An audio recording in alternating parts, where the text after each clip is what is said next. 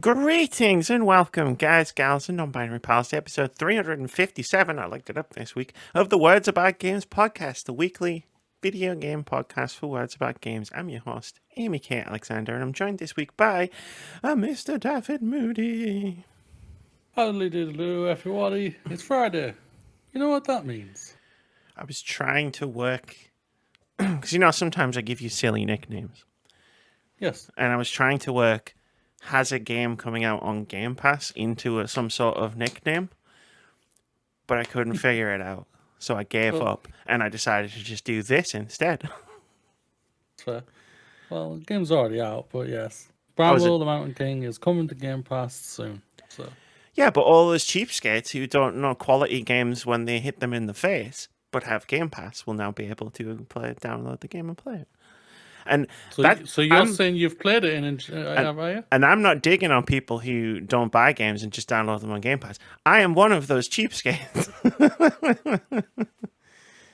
No, I played something else this morning, and I wish I'd been playing Bramble.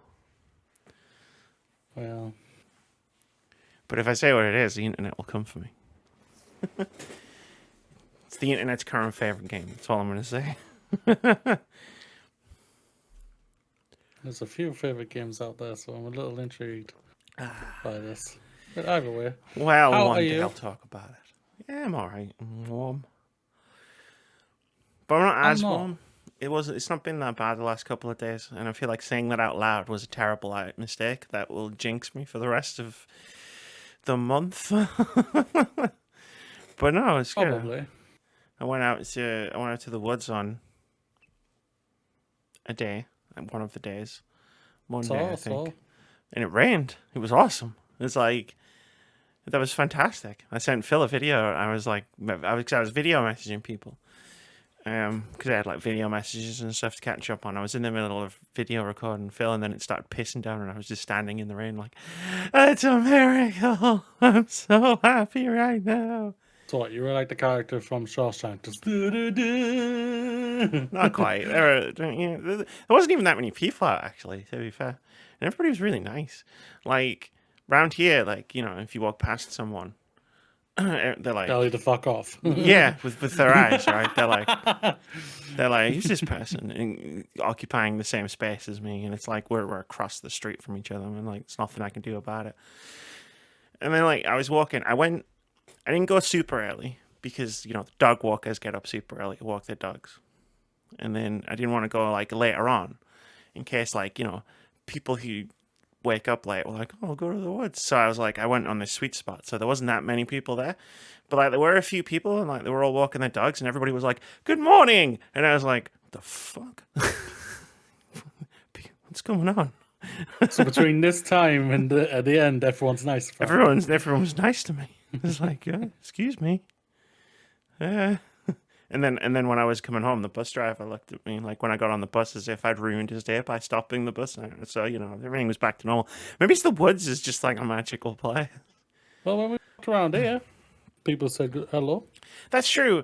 But I feel like you live in a place where everybody says hello to everybody.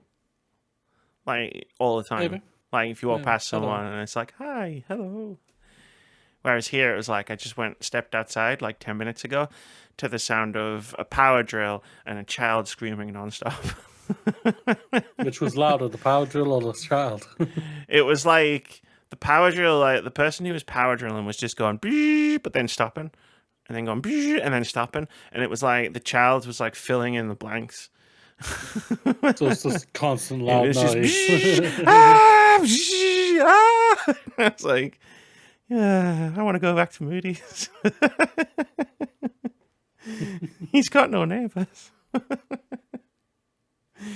So that was there, and I played some fun. We had some fun playing Diablo on the weekend as well. Yeah. Not bad at all. I've just bought Aliens: The Dark Descent on PC. Didn't you already have it on PlayStation? I from Boomerang on PlayStation, but I'm not. Okay. I'm not liking the feel on console. That's fair. So I looked at the price and I was like, I can afford that. The price is right. The price is right. Yeah. Yeah, because I was like, I wasn't stalking you this time. I was on my PlayStation and I saw you and my friends list playing Aliens Dark Descent. I was like, cool, he's playing it on PlayStation. I just thought you'd bought it twice. I just thought you were like, yep, Aliens, giving me. But No. I was renting this. Wasn't gonna. I didn't think I would be able to afford it when it came out. But no.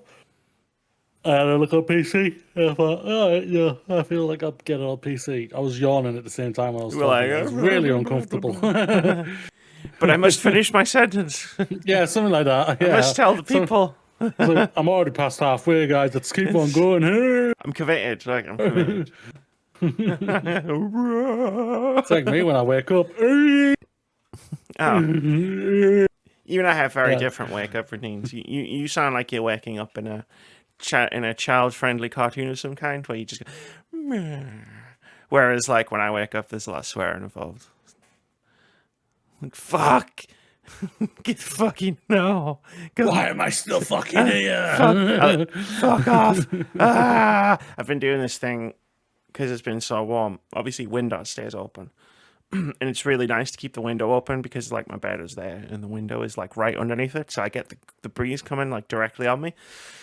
But for that to work, like as efficiently as possible, I have to keep the curtains open. So like about 5:30 every morning, I've been waking up when the light is finally like woken me up, and then I'm like, for fucking close the curtains for fucking bullshit, fucking back to sleep. That's been my morning routine. Interesting. Yeah, basically. Like I'm not a morning person. I don't understand how morning people and how they function. Like, Oh, reasonably all right when we were around. All right. I know it was quiet. I can appreciate that, but like you grew up pretty early all the time. Like the missus took a bet when you were going to be up one time. no, that's not true. It was the first night I'd spent over. I woke up and there was a sign on the door. We've gone out. And then you came back and you're like, we bet whether you would be awake or not. And it was like fucking 10:30 or some shit, right? Like, come on, man. I'm That's not that still bad. morning. I'm not that fucking bad. But then you just both went, oh, we both lost. And I was like, oh, so you just both thought I was still getting me to sleep. Fucking great, yeah. Yeah, we did. I was like, no. Yeah. That's not how this works. Yeah. Also, the ice I put in this water bottle is shit 'cause it's already mostly melted. I miss your giant ice cubes. I can send you a link to them from Just send me some. Just send me some. Send you send the ice cubes. This That'd must be be interesting. this must be my ice cube delivery. What the hell, Moody? You only sent me water? Well, they were frozen when I sent them. Oh, hey. I had decided all planned out. I filled it like full of ice, and I was like, yeah, this will get me through the podcast. It's not even going to get me through the fucking intro. Should still be cold. Oh, it's still cold, but that'll change. Like, there's like chips. You know what I mean? Like, you can't really see. It's like, Well, I put ice in this about 7 hours ago. It's still chill, and the ice is gone. yeah, but that's just because you're a chill guy. You've got fans pointing at you. You're in Yeah, but it's not on. You're in It's that not chill. on. You're in that chill environment that I miss so much. That's fair. That's fair. I'm in a It hot is box. a chill environment. I won't lie. What I've built is pretty chill. It is, yeah. Like, I mean, don't get me wrong. This is chill aesthetically. But the second I want to do anything, whatever I turn on kicks out so much heat that it quickly becomes not chill. Unless I'm reading a book. But even then, I need a light to read a book. It's like, it's a weird room. It's the coolest room in the house. It's the easiest room in the house to keep cool because it doesn't face the sun for most of the day. But it heats up like that if you're not keeping on top of it. Yeah. I understand. I hate it. That's fair. Basically, that's what I'm saying. I want to come and sit on your couch and play Dead Cells again. watch Summon Games Fest 2023 Part 2 Good God. Do you think any women will be on it this time? Maybe we'll talk about that later. But yeah, no. Apart from that, yeah, there was board game day as well.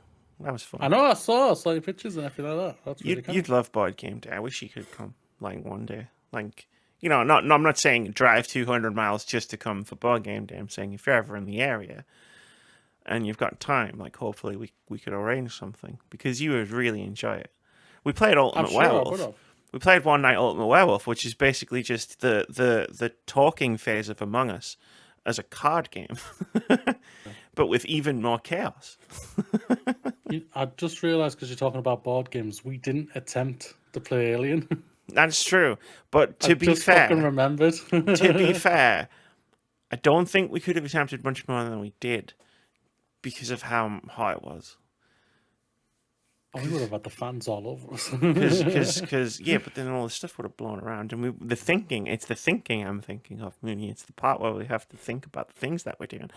I don't need to think that hard to watch RRR, you know, but like to play a board game actually requires like my brain to be like, okay, how does this work? Get that. I think it's one of the reasons why I just played Dead Cells like when you were in bed and stuff, because it was just like it's an easy game to play. It's not an easy game, but it's an easy game to understand. Go that way, kill everything. Shut I can handle that. Yeah, that's fair. Yeah. But yeah, no, it was fun. Yeah, we played that. We played another hidden role game as well. Betrayal at House on the Hill, which is always fun. And then we played the voting game, and the way it works is the cards that you get are your points. Like everybody votes on who they think is the most like the sentence. So there would be like, who respects authority the least? And obviously everybody voted for me. And it becomes like, it becomes this like almost like a call out game where it's like, I'm looking at all of the cards I've got in front of me and I'm like, my friends have a very particular image of me in their head. If we lived in medieval times, who would most likely to be the town wench? Oh, well, let's vote for Amy for that one. And I'm like, okay, you know, I get it. That's fair. But do you have to call me out like that? Did it have to be unanimous? Well, Amy... I understand them. And you do as well. You know, you're like, I know. All right, yes, you're right. Right. This is accurate, but you know, like, could it have been a little ambiguous? That's all I'm asking for. Just a little bit of ambiguity. Bless. But yeah, it's been a fun, relaxing time. At the tail end of like a weird 2 months where I've obviously like been laid up a long time and then on holiday and all this. So like it's been weird to live life like I think we were meant to live life as humans before we decided to invent all this bullshit like work. But yeah. I don't know. Week's not over, but it's starting to feel like it's coming to a close. And it's like, oh, you get that melancholy feeling. You don't, because you actually enjoy work. I do indeed. And the things that you get to work on. But I do indeed. Well, yeah, I do indeed. I feel like I'm getting dragged into prison by like 20 people, and I'm just screaming, no, I won't go back. I'll die first. You're like one. They're like one of us. One of us. No, I'm not. No. Get off me. This is inhumane. This is torture. I'll have you under the Geneva Convention for this. Tories wouldn't go along with that. They'll vote against it. Tories like, that Geneva Convention? Well, sounds European to me. We're not European anymore, so fuck you. We hate those guys. It's weird, isn't it? Because like whether we're in the European Union or not, we're still like in Europe. Like Europe is a continent that we're a part of. But like the way people talk, it's just like, yes, because we absconded from the Union, we also absconded from a continent. We are now our own continent. Britannia. Pretty much. The shittest of all continents. That's how it works. That's how it worked when Brexit happened. Yeah. We rewrote the geography books. To be like, Pretty much. we are the extra continent. The Fire Nation. And suddenly, the Fire Nation attacked. It was a pitiful attack, but it was the best that they could do. all of their citizens were starving because the cost of a loaf of bread was £25. I miss your food. That's the last reference I'm going to make to like missing being down in your house, because otherwise it might get a bit weird.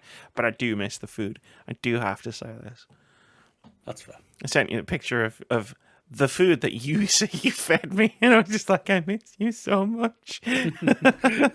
Are you like that Wolverine skit? You just there, you see, and I'm just a like, picture. That food, I miss it. Yeah, basically. I had some potato wedges for lunch, and I was just like, they're tasty, and I enjoy them, but like, What would just Sophia done to these? it's just not as good. It's just not as good. Yeah, I get that. And I'm sad all the time. Well, not all the time, but just whenever I'm eating food, I'm like, this sucks. That's fair. I get that. I understand. But anyway, should we stop talking about how much Amy misses being in your house? Why not? Let's crack on with the game, the show. Just to do our podcast, and it's just me being like, I'll tell you what else I miss as well. I miss the birds. I don't miss the birds. Yeah, trust me, you don't. I love it down here, but trust me, you don't. They're so fucking loud. I'm contemplating getting a rifle and shooting all of them outside. Jesus, Moody. Just like, that was a warning shot. Shut the fuck up. Yeah, something like that. Yeah. The next one won't miss. Yeah. And all he hears, tweet, tweet, tweet. Told ya. Bev, we're back on meat tonight. Looks like meat's back on the menu.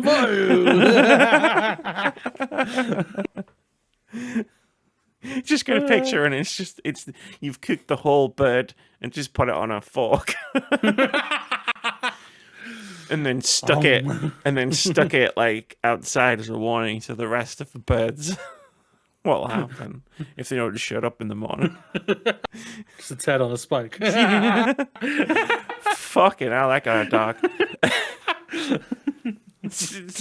Let's sail to cheerier pastures. Let's talk about some of them video games. Our main topic today. Xbox Game Studios chief says people need to realize games now take 4 to 6 years to make.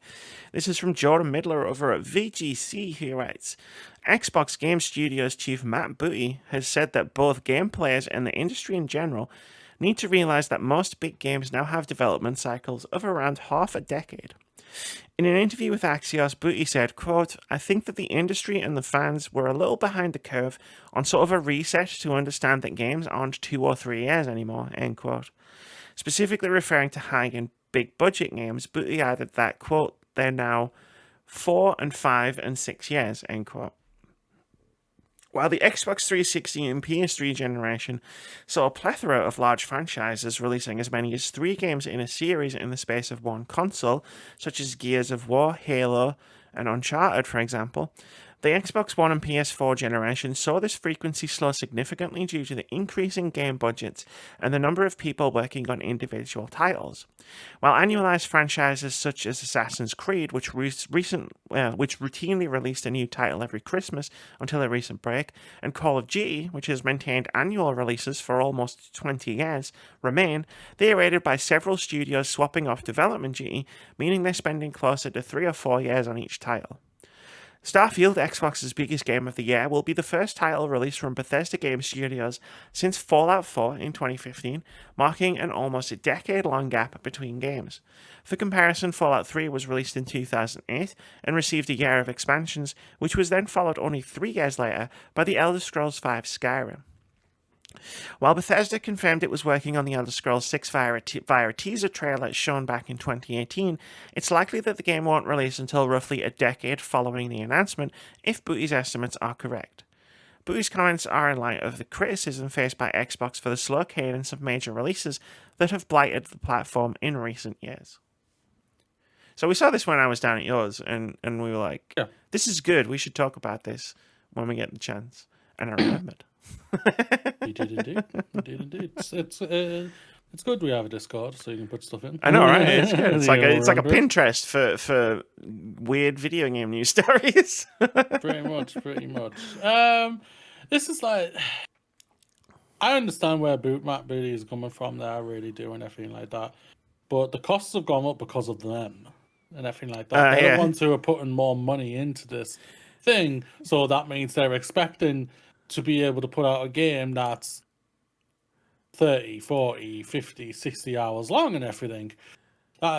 So when you're getting games, like, you're posting games out that are like Starfield and everything, or potentially Starfield, which is been in development for at least a decade minimum. You're going to be going for this type of thing, and it's the whole thing of it, of just like, of the amount of the studios are putting more and more money into it, and it's just something that they've done, not the fans, not the people, and anything like that. It's the industry itself. It's like the guy in the hot dog costume in the meme. We're all looking for the guy who did this. Like, you did this to yourself, because you did. Like, I get where you're coming from, because like, it's this graphical arms race, right? Where it's like everything has to look shinier and bigger and better. And again, we're just talking about big budget AAA games, which is what Matt B was talking about. And it's just like, do the games really need to look like leaps and bounds better, like than they did? Like, I mean, some of the best looking games I've ever played from a graphical fidelity standpoint have also been the most boring games I've ever played. Like, you know what I mean? Like, graphics don't make games. Look at The Legend of Zelda: Tears of the Kingdom.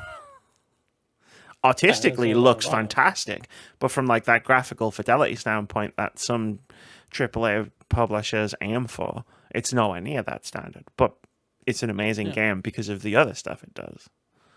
Yeah, there's no doubt about it. Like, what was it, last year or something like that? Zelda's ready. You can play it. It's just you ain't in a good state though, and that's why it was delayed for so long and everything like that. But that's on the Nintendo side of their hardware is so old. It needs a massive update, basically. Sounds like the start of one of those jokes. Sorry. Your hardware is so old. Your hardware is so old, you have to stream Xbox One games. I don't know. Yeah, I know what you mean. But no, it's like, so you've created a console. You create consoles who can put out 4K, and you feel like you have to. I know what you're saying, but that's what they feel like they have to hit that all the time. They don't. I remember like when it was the battle between Sean Layden and Jim Ryan, before Jim Ryan went out and became the new CEO and everything like that.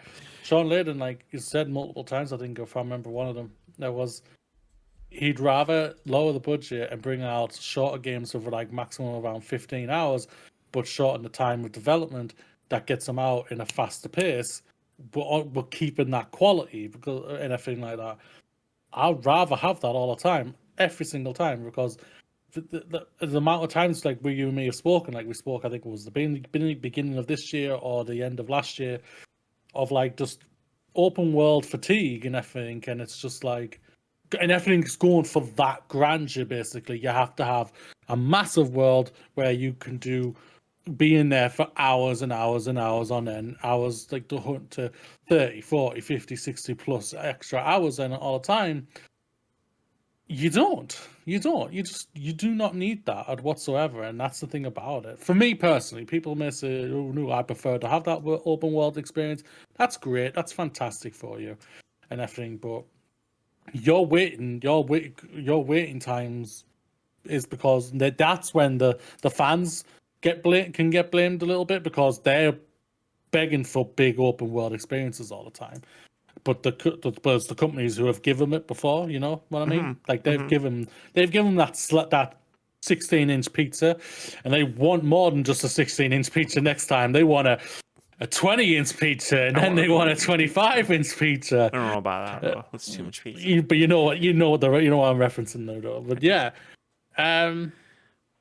for me, I think it's a balancing act. For me personally, I think you can do the big open world thing, what like Matt Booty's saying, where it's going to be 4, 5, 6 years of development, but you can also combine that by giving you a small experience, which is only 10 to 15 hours, with the great quality of what you would hope for from a exclusive studio. Yeah, that's true. I don't think like so. Yeah, I get it. The thing about open world games specifically is like, it's a lot of empty space. That's why it fatigues me, because I'm just like, I don't need this. I don't like, a lot of open world design is there's a place and there's another place, and you have to go from this place to this place. But it's really immersive because you get to walk between the two places. But then in the middle, there's like nothing. There's like a bird feather or a mask, you know. Those are references to specific games. Good luck figuring out which ones they are. And like, it's like, did I really need to go out of my way to collect this mask? Like, could I not have just like been taken from one place to the other place? And that is one way why these games have been obviously like had their development like balloon, because people still expect The Last of Us, you know what I mean? Like that graphical fidelity of like, the best graphical fidelity on top of a massive open world, which is just, I mean, hell, like how many artists are sitting there going, oh my god, like the horse testicle story, right, from like Red Dead Redemption 2, it's like, it's very impressive that the testicles shrink in the cold, but did anybody need this? Like, did we need this? Fair play to the artists and tech and programmers who got this working, but yeah. It's just, do we need, did that need to exist? And then similarly, like the games that you're talking about, which are sort of like the 12 to 15 hour games. I mean, for starters, those games are starting to become the 20 to 30 hour games. Like, look at the jump from The Last of Us Part 1 to The Last of Us Part 2, which even I said when we reviewed it, loved it, masterpiece, but I was like, man, this game was long as fuck. And I could see places where they were like stretching it out to make it just a bit longer. And those games aren't making these huge worlds that take ages to actually make, but then they're cranking up the graphical fidelity, especially something like The Last of Us, which has to be like a marquee title for an entire console, and then that elongates that development time. So like, I'm not really that bothered by games taking 4, 5, or 6 years to develop. Like, that's fine. They take as long as they take. It's just more of a case of like, I mean, it's like you've caused a problem and realized you can't fix it. Yeah, well, they can, they just don't want to. Yeah, sure. Well, I mean, we've seen what happened. Like, I'm hoping this attitude from a chief executive of an actual like console manufacturer is going to signal a sort of a change in attitude towards like game development timelines, because like how many times have we seen in the last 5 years how like the consequences of rushing the game out when it clearly wasn't ready. Like, I can say that sentence to you, and about 6 different games from the last few years just flash through your head where you're like, yeah, I remember those games. They really needed some extra time. Yeah.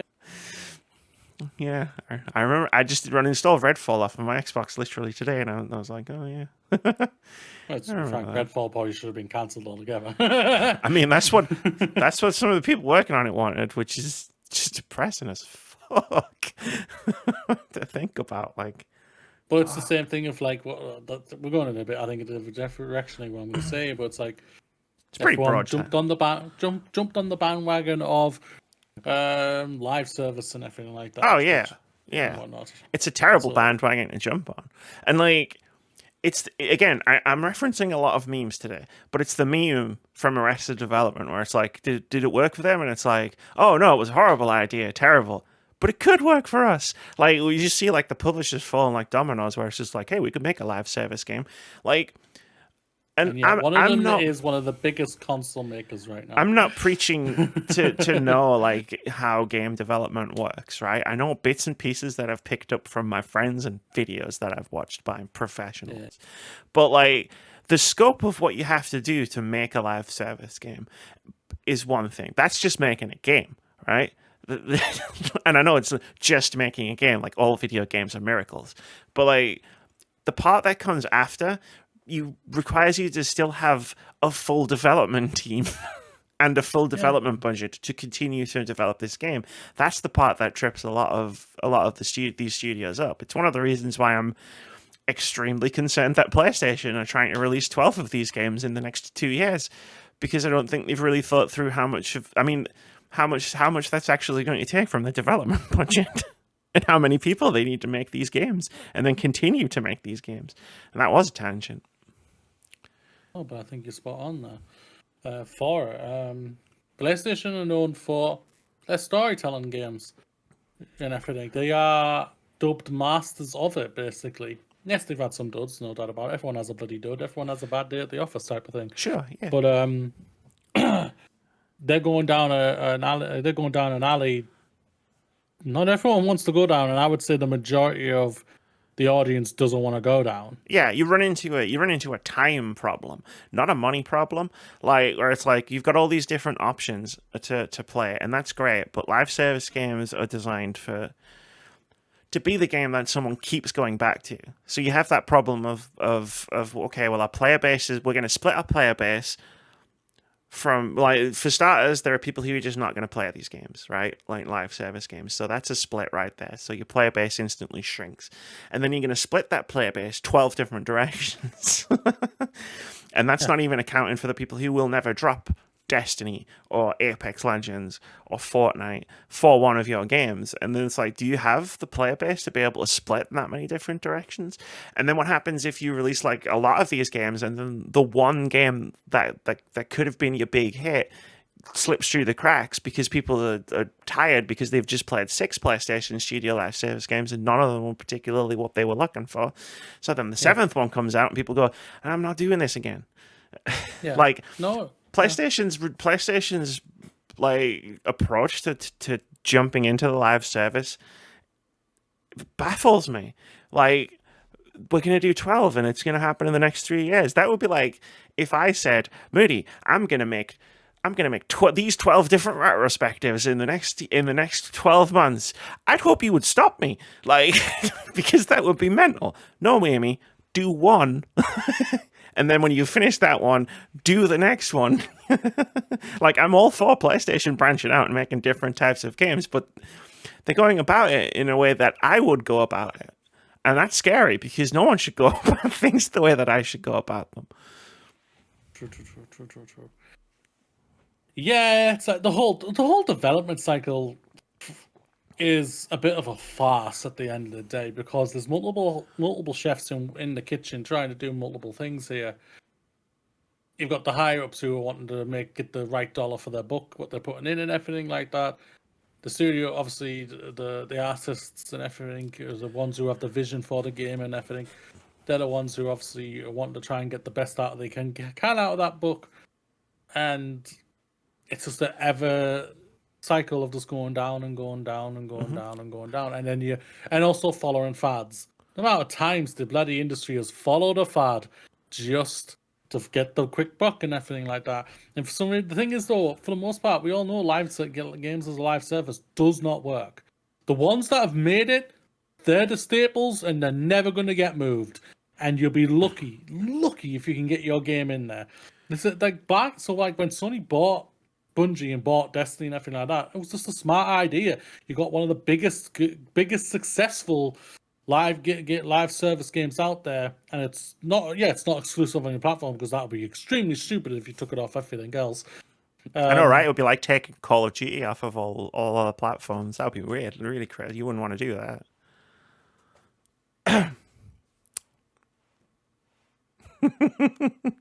I've lost my train of I know. thought. I'm sorry. I knew it was likely to happen. I had to jump in with it. I couldn't stop myself. Like there was this tug of war in my brain that was happening, where I was like, "Don't do it!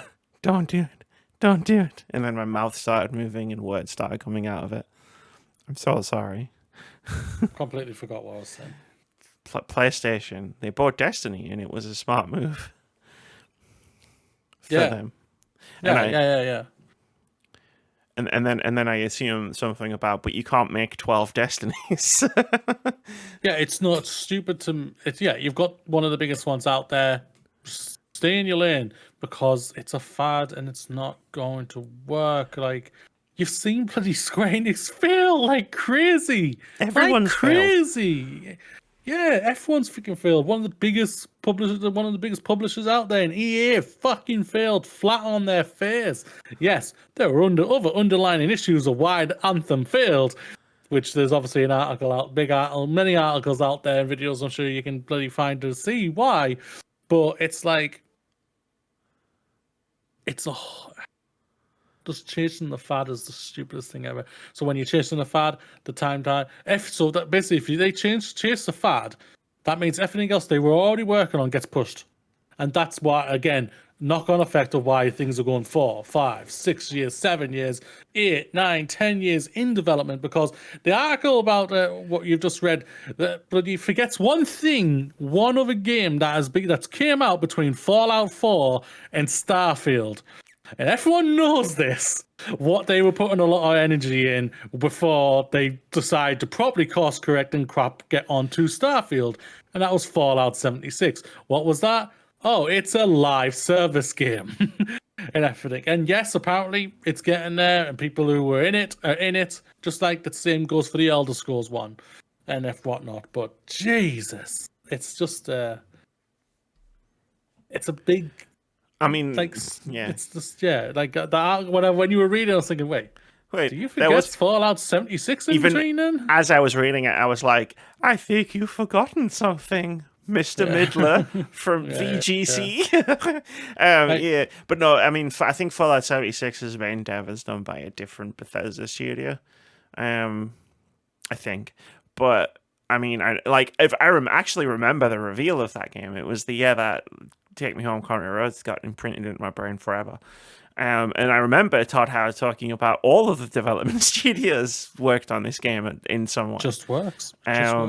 Like, you know, you had they were getting support from multiple of the studios across ZeniMax, like not just Bethesda Game Studios. So like, so that pushed everything back what they were all destroying it, and like, you know, that knock-on effect going for that stupid fad. Sorry, I'm putting it. That publisher also went to try and do it again with Wolfenstein Youngblood, and now Wolfenstein isn't a thing anymore. Like you had Wolfenstein when it came back in 2014, I think it was, and everybody was like, "Fuck, this is amazing." Wolfenstein 2 came out. This is still amazing. Wow, how have they done this? And then they were like, let's make a multiplayer looter shooter Wolfenstein.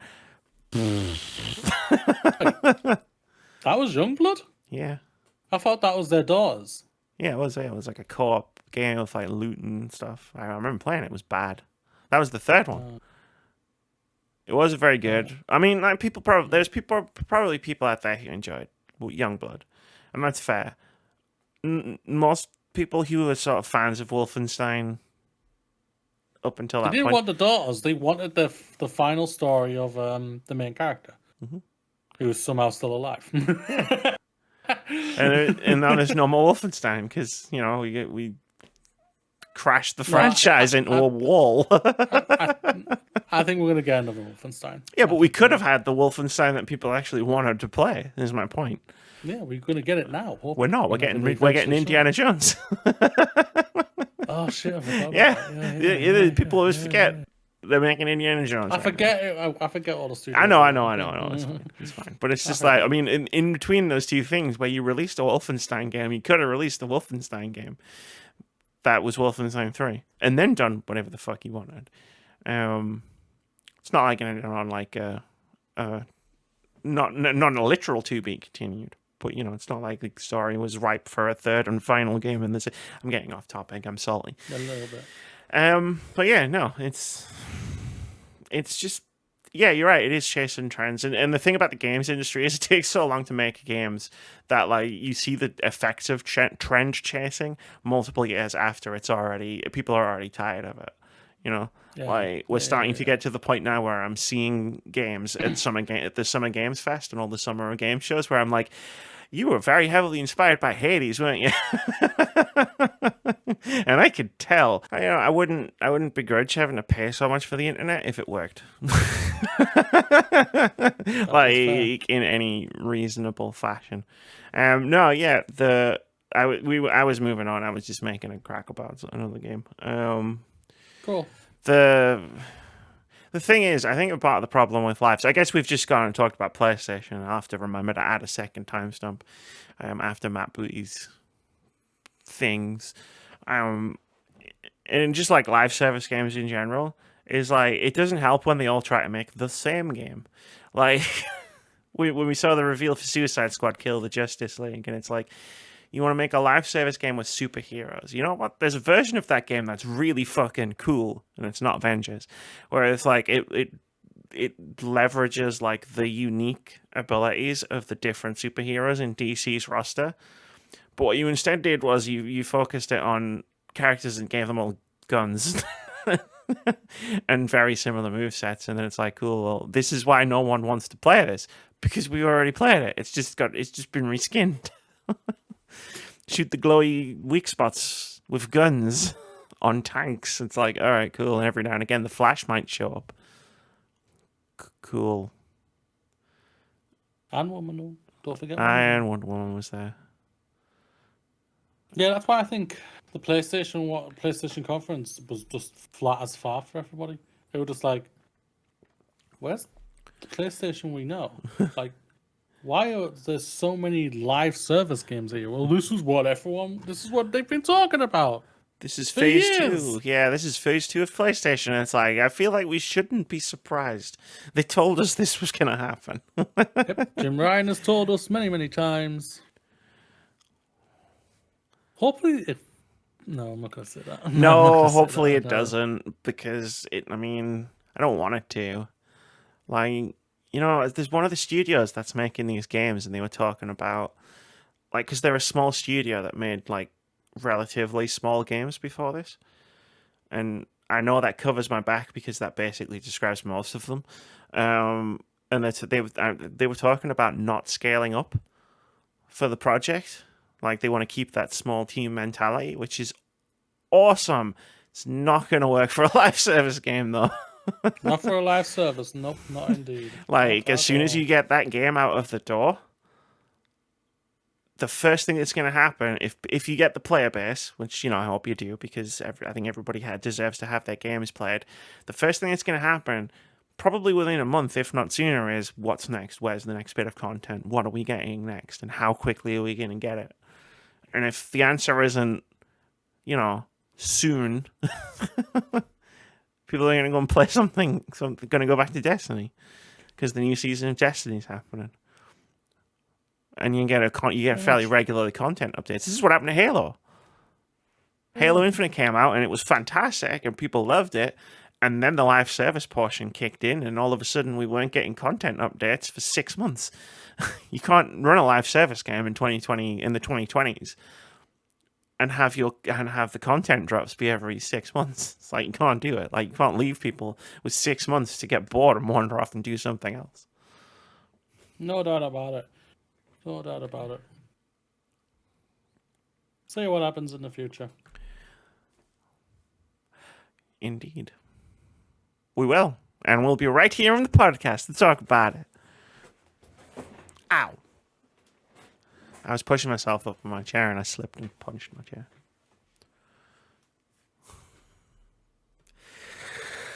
Oh, it's starting to heat up. It's starting to heat up in here. That fan going on.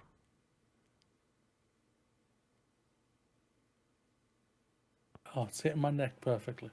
It is audible, but only when you speak, so I don't care. So you can hear it when I speak, though. Well, yeah, probably because it's pointed directly at your microphone. But I value your comfort over, and it's not very loud. And you only hear it when you're talking. And I don't know if anyone's ever told you this, but you can be quite loud. That's a compliment. No, actually, I've been told a lot that I'm very quiet. Because you're drowning out the fan. Yeah. Mm-hmm. I mean, yeah. Oh, yeah, sorry, I forgot. Moody, you sound pretty quiet. Can you turn your microphone up for me? The last time we did this, it ended in a discussion of microphones and mouths. So I think we should move on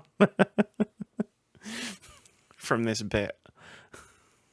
A little bit, yeah. Let's move on. Well, the halftime show because it's Indie Game of the Week, Amy. Yeah, but it's not a normal Indie Game of the Week because it's Steam Next Fest. Amy didn't just play one demo this week. She played, she's going to talk about her 13 favorite Steam Next Fest demos in 20 words or less. She played more than that, but she decided not to talk about the ones that she didn't like very much because that's mean. And she didn't feel like being mean. You couldn't get under 10 words? 20 words. You couldn't get it under 10 words, could you not? I've got notes.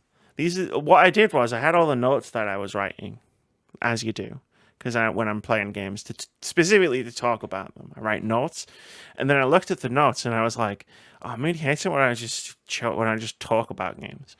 So I'll just read these notes, and then if he has any questions or thoughts about any of the games, because I know you are looking forward to some of these games as well, he can just ask me them. But I will not. Because he hates games. That's what happens to all that's what happens to game developers, people. Just hates games by the end of it. He just hates listening to me talk about games. It's fine. It's not a problem. It's not like this is a gaming podcast or anything. Yeah, Amy played 13. Well, Amy played a lot of demos. Amy's 13 favorite Steam Next Fest demos in 20 words or less in the order that I played them in, not in any other order. This is literally the order that I played these demos in. The first one, and my first demo, was Goodbye Volcano High, which I was very pleasantly surprised to see had a demo. And these are all in shorthand, so they're not in full sentences. So my impressions of this were relatable characters, awesome dialogue, strong themes, high chance to break my heart. Sounds like what the trailer said, so. Uh-huh. Oh, they don't shy away from the meteor thing, and it's quite funny how comparable it is to modern times. And in terms of the reaction to, hey, a meteor might be about to kill us all. You see that thing? They're gonna hit us. It's proper weird though. It's like dinosaurs with social media and TV and stuff. The second demo I played was Viewfinder, which is a puzzle game where you take pictures of things and then those pictures you can put them down to become levels, parts of levels to solve puzzles. I realize I should probably explain what these games actually are for people that don't know, because I couldn't do that in 20 words or less. But Viewfinder, my notes were, will be an instant classic, best puzzling I've played in years. Needs to be played to be believed. I couldn't explain this game if I tried with just words. You need to play it. And luckily there's a demo available for you to do just that. This game is gonna... This game... if it holds up to like the level of the demo, obviously, like for the rest of the game, like this is gonna be one of those games that's mentioned in the same sort of way as Portal, in terms of what are the best puzzle games. It'll be Portal and Viewfinder. We'll be in that conversation. The third, Really? Sorry, Really? yes, and I can't explain how. Don't ask me to try. So I was playing it. So the demo starts you off. You get the tutorial where it's like you don't take pictures, you pick pictures up. So the puzzles are a bit more straightforward.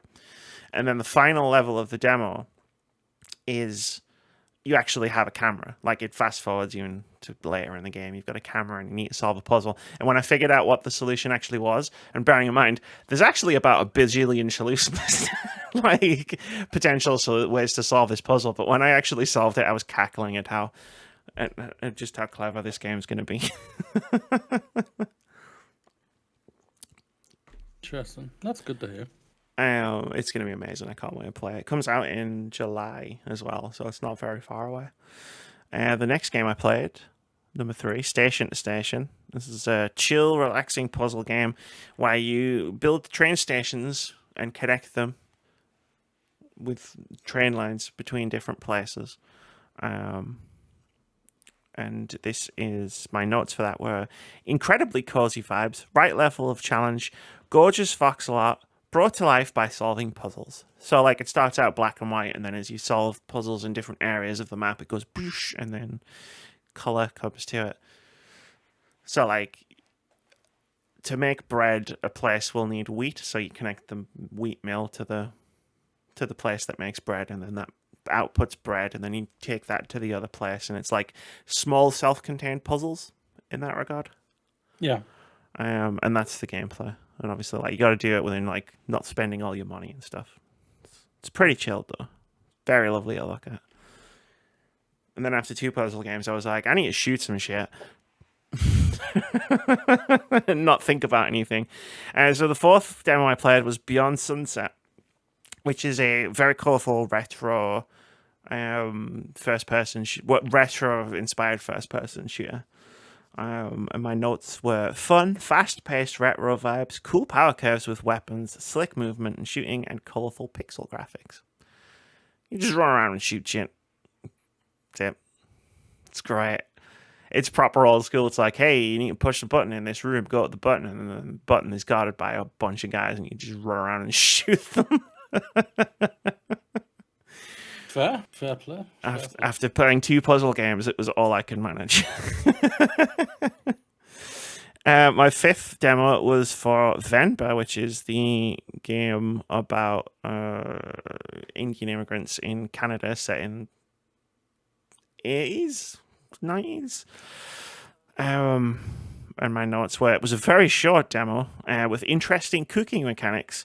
No doubt we'll get more puzzle-like later. The characters were fun. I'm hungry. I actually wrote that down. You cook something, and then by the time I was finished, I was like, God damn it. I don't have the tools or the means to replicate what I just cooked in this game, but I'm hungry. So I made a sandwich. It's cool. The demo was like 10 minutes long, though, so I was like, there's not really much I can read into this, but it comes out in July. It's coming to Game Pass as well. Well, the question at the end of the day, has all these games raised your excitement level? Yes. Those demos have succeeded. Every single one of these demos has either kept being consistent, like to the point where I was like, I'm excited about the game, and I played the demo, and I'm still excited about the game. And obviously, I played the demo, therefore I'm excited about it, right? But it could have lowered your excitement.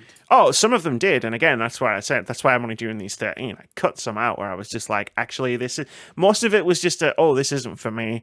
There were a couple of demos I played where I was like, I don't have this in me right now. This is way too complicated for a demo, like, because like demos are only like.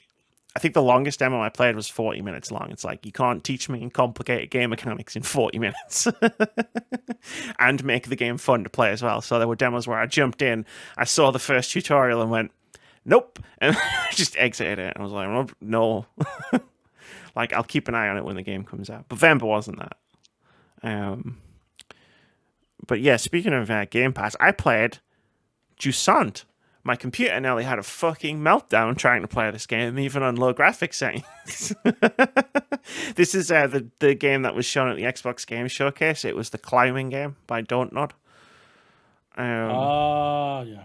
Yeah, and I thought it was a bit iffy trying to play it on my aging PC, and it was, but we got there in the end. And my notes for this were quite relaxing. Almost meditative climbing controls. It was nice to actually control climbing. as opposed to it just being more automatic. And it has an interesting mystery hook as the demo ends. But yeah, like it's manual climbing, so like you use the triggers a lot to like reach out and grab stuff, and then like when you swing across and jump across and stuff, it's like it's all controlled by you, like. And like I didn't realize that like after like so many Tomb Raiders and Uncharted's that actually yeah, it's quite cool to actually fully control like the platforming of that type of platforming. So it was like I was proper getting into it, like just the climbing alone, which was really good. Oh, that's good. Don't know, like we like them. Like they're good. They've brought out some really decent games. Don't know, so. Oh, definitely. But like, I think they've really nailed this climbing. Like, I think they'll need to expand upon it if they want to make a full game out of it. Like, I think I played about 20 or 30 minutes, and obviously, like, it'll get repetitive after a certain amount of time. So I don't think the game's gonna be very long, but hopefully there's like just a couple of more sort of like things to add to it just to keep that rhythm sort of going. But hey, the demo was awesome, and like you said, it made me way more interested in the game than I had been from just seeing the trailer from the showcase. Because I don't think I mentioned it last week as one of my games. My 7th game out of 13 was Sticky Business. This is from the Wholesome Direct. You run a sticker shop and you make stickers and you fill orders and you pack them and you send them off. That's it. It's the game. It's very it's a pixel art game. It's so cool. I wrote down, I added a couple extra words because I wrote down, I think this was my biggest surprise of Steam Next Fest, as to how much I enjoyed it. My notes were, it was really fun, chill vibes, incredibly easy to get addicted to the loop, effortlessly make cool stickers, and the customer stories were kind of cool. I got into such a cycle, because like, you can only do so much in a day, so you get like actions, and like you got to print stickers, make stickers, put them in the box, send them away in the mail. And I got into this like you know when you play a game and you just don't realize that time is passing. And like once I learned all of the stuff that I could do, I was just going through this loop of like make a sticker, sell the sticker, pack the sticker, mail the sticker, print the sticker, make another sticker, and then like the game just went, demo's over, and I'd been playing it for like 45 minutes. And I was like, oh, fuck. Like, because I just wanted to keep going. And it was like... That's the sign of a potentially good game, so... Yeah, man. I made some cool stickers. And like, it was just simple. And I feel like it's a good game to unwind too. The next, number 8, was Gauntlets, which is a game I did mention last week, which is the cute pixel art city builder. But like, there's no objectives or anything like that. And there's no resources. Literally, some cute little things turn up. And just build whatever the fuck you want for them.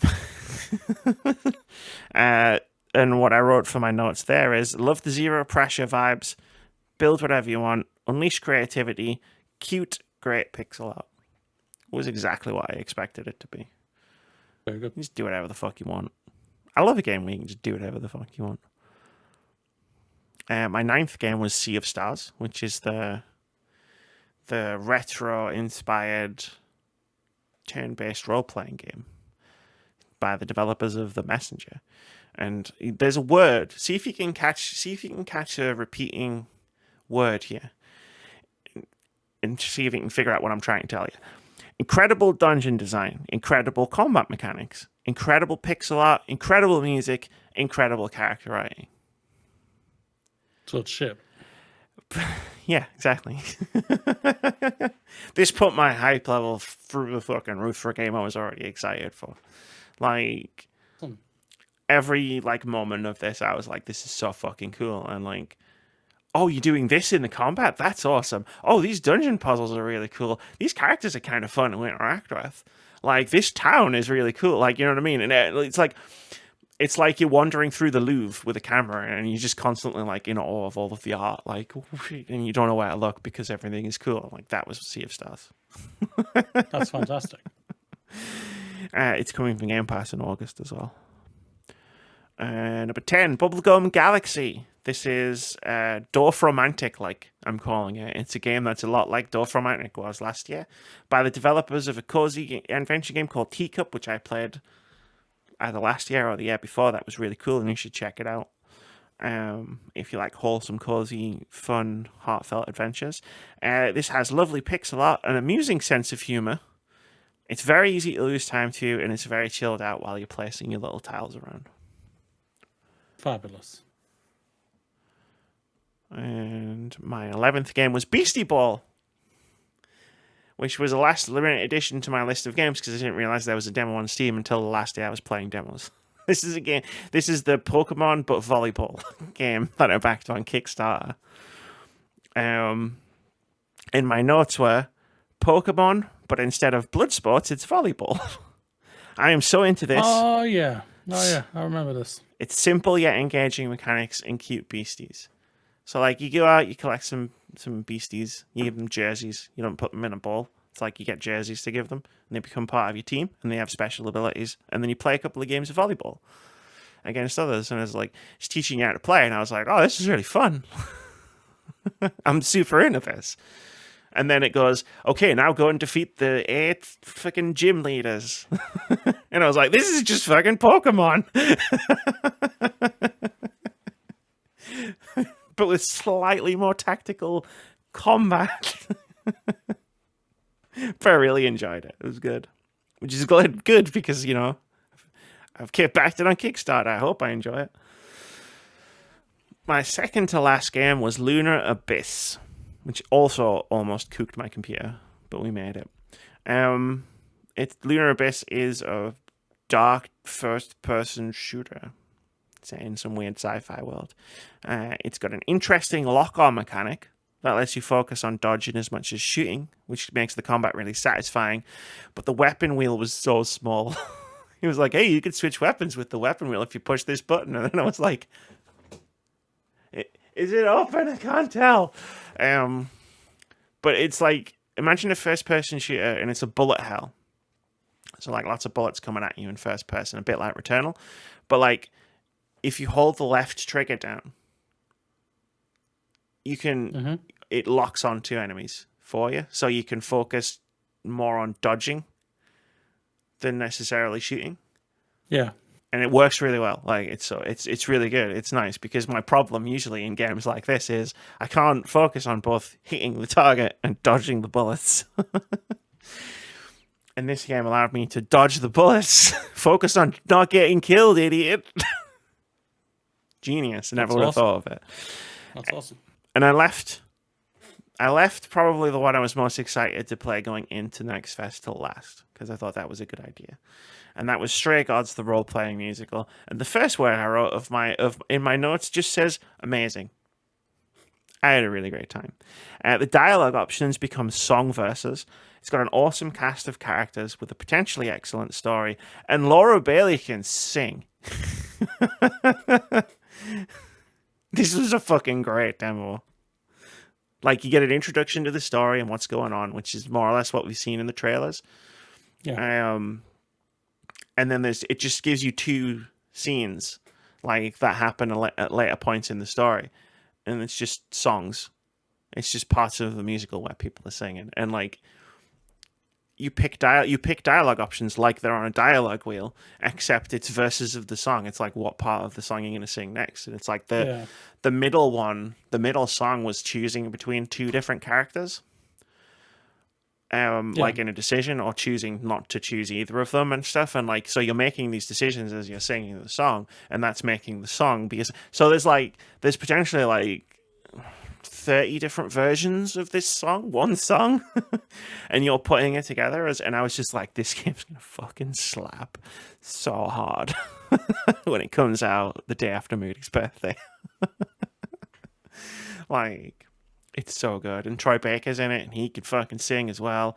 And like, it's got a good sense of humor about the fact that everything gets sung. Ellie in this as well? I don't know. I don't know. It's got a lot of talent, like that recognizable talent. I believe she is. I don't remember hearing her voice, but the only two voices I recognize were Troy and Laura. Yeah, Laura, because she's the main character. Like she's the character you play as. Bad if you didn't recognize her, and she was the main character. She can fucking sing, man. Jesus. Fantastic. And the music's really good as well. That's great to hear. And that was it. Those were my Next Fest demos. They weren't ranked Fabulous. in any way. Well, Amy, you're going to rank them because I'm going to give you, I want your top 3. Fuck. Top 3. In order? In order? No. Okay. Let me just, I've got the full list. I'm looking in front of me. I'm going to say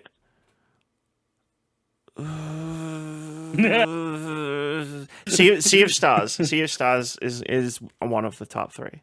Because again, like I said, it just made me go from like here, which was I'm really excited for this game, to boosh. Fuck. Yeah. Not only did it make me go, fuck, I can't play this now, it made me look at all the games that I had installed going, is anything even remotely similar to Sea of Stars that I can play right now? And then I went, yeah, Octopath Traveler 2, you've already played it. And I went, fuck. Damn it. So that one will go on there. The second one, Viewfinder. Because the things that this demo does with the concept that it has was just like, I was laughing so hard. I was like, this is so cool. Like, you thought to do this. I'm going to have so much fun seeing all of the things that the developers put into the game. So those are 2. And the third one, I'm torn between 2. Only pick one. How dare you? It's not fair. I hate this. Life ain't fair. Stray Gods, for all of the reasons I just mentioned.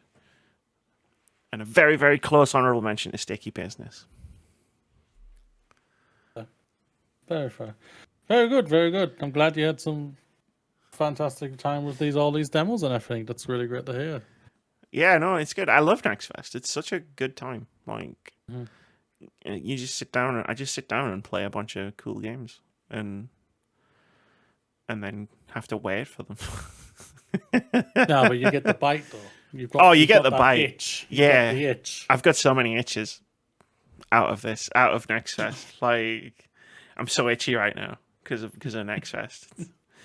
But yeah, like, and also like, I always try to make sure that like, because obviously, Goodbye Volcano High, Viewfinder, Stray Gods, I know these games, right? Like, I'm already super excited for these games. What I always try to make sure I do is, like, I download games that I don't know about, or games that I know the title of. Like, I know this game exists, like Sticky Business. I knew what it was because we'd just seen it at the Wholesome Direct a couple of weeks ago, but I didn't know what the game was. So I always want to try and make sure I'm downloading games like that as well, so that I can give them a try, because then I get surprised by being like, oh shit, this is really cool. And then that gets added to my spreadsheet of like, make sure you remember about this game when it comes out.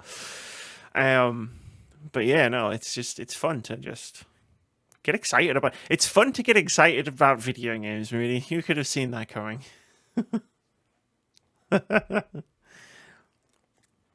Well, it's truly half time now, ladies and gentlemen. Truly so is. We're going to go off and have our breaks. So we'll be back soon.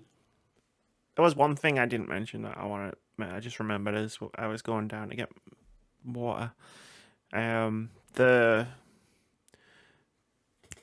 Tribeca Game Spotlight game winner was announced. And it was Goodbye Volcano High. Oh, that's awesome. Yeah. I remember seeing it a few days ago, and I was like, I'll mention it. And then I kept forgetting to mention it. Congratulations to Goodbye Volcano High. Like, I'm incredibly excited to play that game. I think it's going to be so good. And going off what you've said already today, just makes me more excited for it. Like, I feel like I know what I'm going to get with it, but I'm okay with that at the same time. Yeah, sometimes expectations are good, right? Like, sometimes you can be like, I expect a game to be this, and then you play it, and it's that, and you're like, awesome, my expectations were met. Yeah, I'm so glad. Sometimes I think as like a community of gamers, not the capital G ones. Sometimes I think we forget that like meeting expectations can be good if your expectations were high.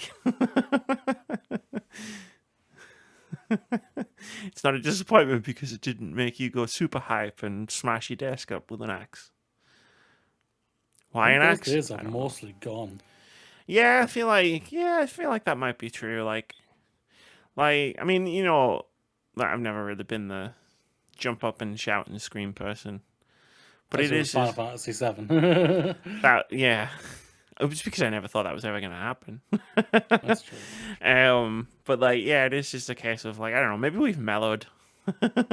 You know, as time has passed, we've just mellowed out and been like, cool, yeah. Like, Yeah. I think the last time I really like got really excited about something was Resident Evil 2 when it got announced.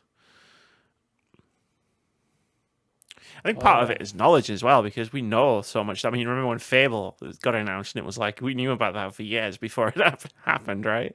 Like the game industry can't surprise us as much as it used to.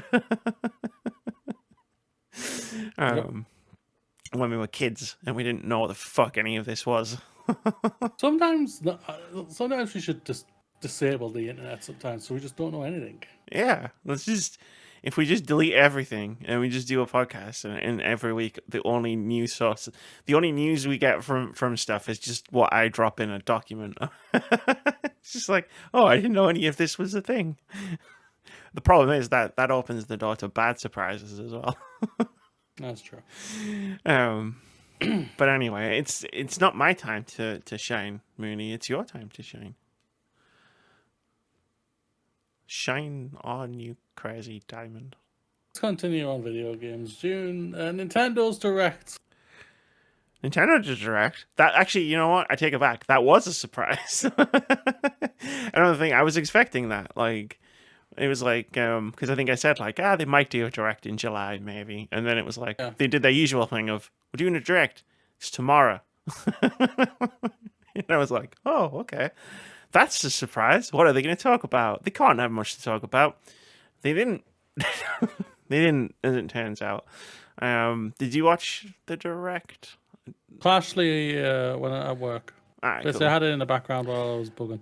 Yeah, because it was like a 3 p.m. Direct, so I was wondering like if you got a chance to watch it or if then like went back and stuff. But no, I think my overall thoughts on the Direct were, I mean, it was fine. But my overall thoughts were, this is the biggest indication I've seen that there's going to be a new Nintendo console either the end of next year or the beginning of the year after. For me, it's the beginning of next year. Right. The beginning of next year? Yeah, I think it's going to be the beginning of next year. So a T-minus. I just want to say, I know I'm in the industry. I've heard fuck all, so don't even come at me. Like, Moody would not, like... how careful Moody is with the secrets that he knows. I know for a fact he wouldn't say that if he knew. Like, even if he'd heard a rumor from someone, I know you wouldn't then say it on this podcast. So you think with T-minus were like say 9 months from a new Nintendo console? I think it'll be out by the end of their financial year, which will be April. That's interesting. That'd be so cool if it happened. My bank, I can hear something. It's my bank balance. Going, no, shaking in its boots. You were gonna buy a graphics card. But Switch 2. But it's a Switch 2. I can't not own a Nintendo console. I've become that person within 2 console generations. Wii U, Switch. It's like I've got to have a Nintendo console now. Yeah, true. Yeah.